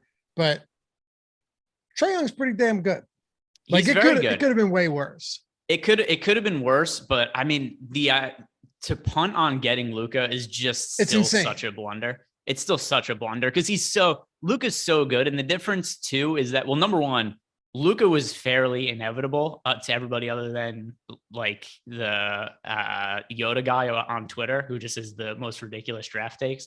But Luka, when he was a teenager, was an MVP of a league that's at a higher level than college basketball. So the idea of that it was like, oh, he comes from overseas, therefore it was all really ridiculous narratives.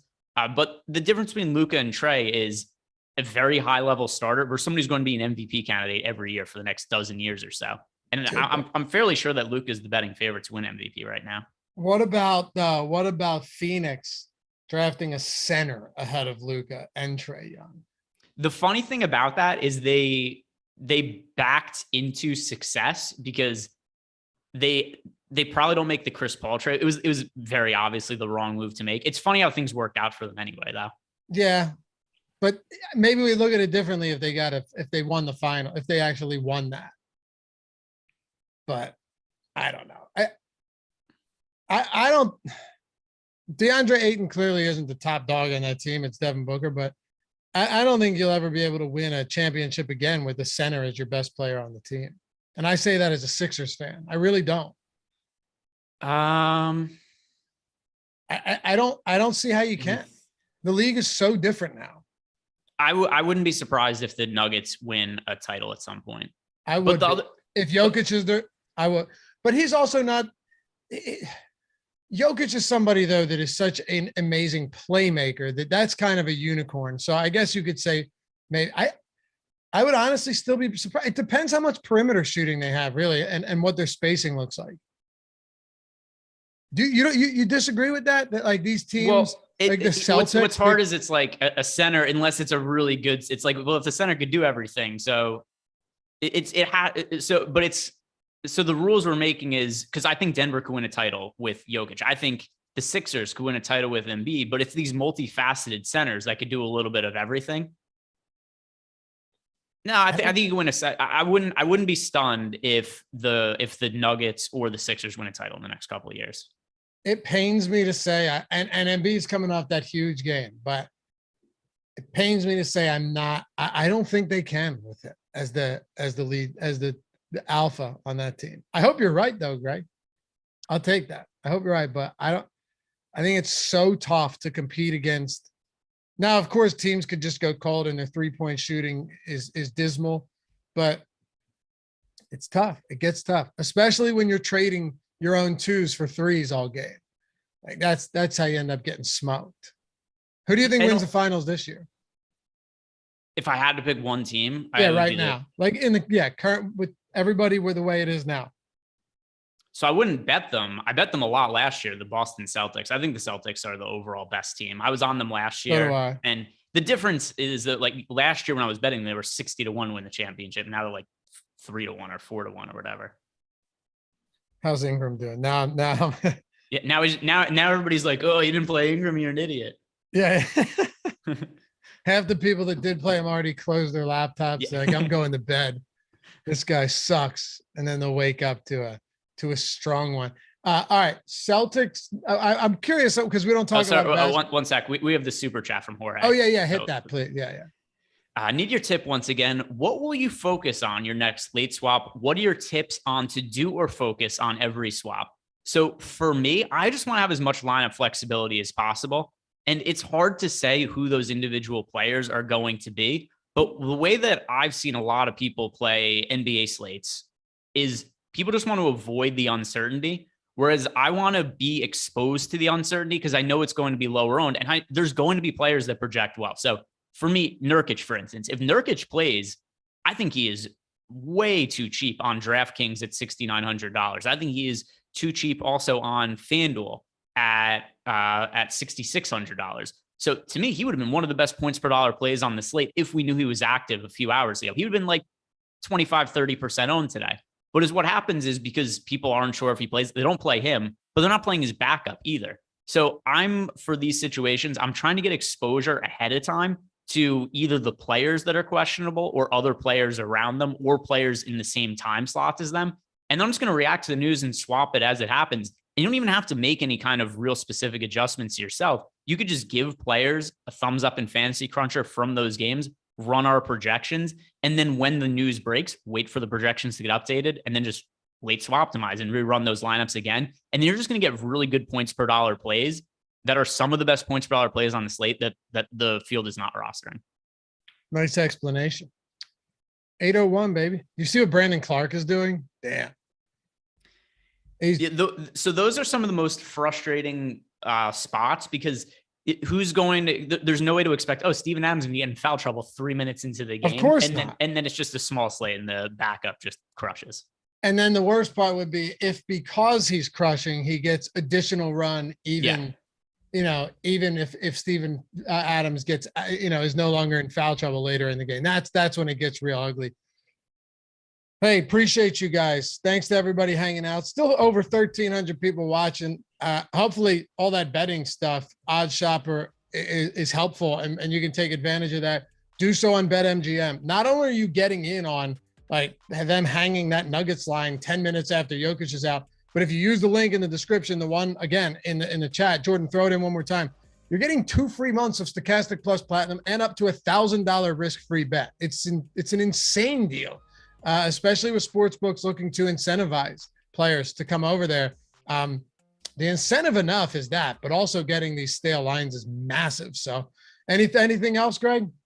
No, that'll do it, Lofty. Thank you for filling in today. You got exposed to the action around here. I did. I mean, you carried us, but I can host the show. Clippers starting lineup. We got Mavs. Okay. Waiting on this Portland news. We'll see. Appreciate you guys. We'll see you back here tomorrow on a variety of shows. Shout out to Jordan Klein as well for producing this one. We'll see you later. Peace.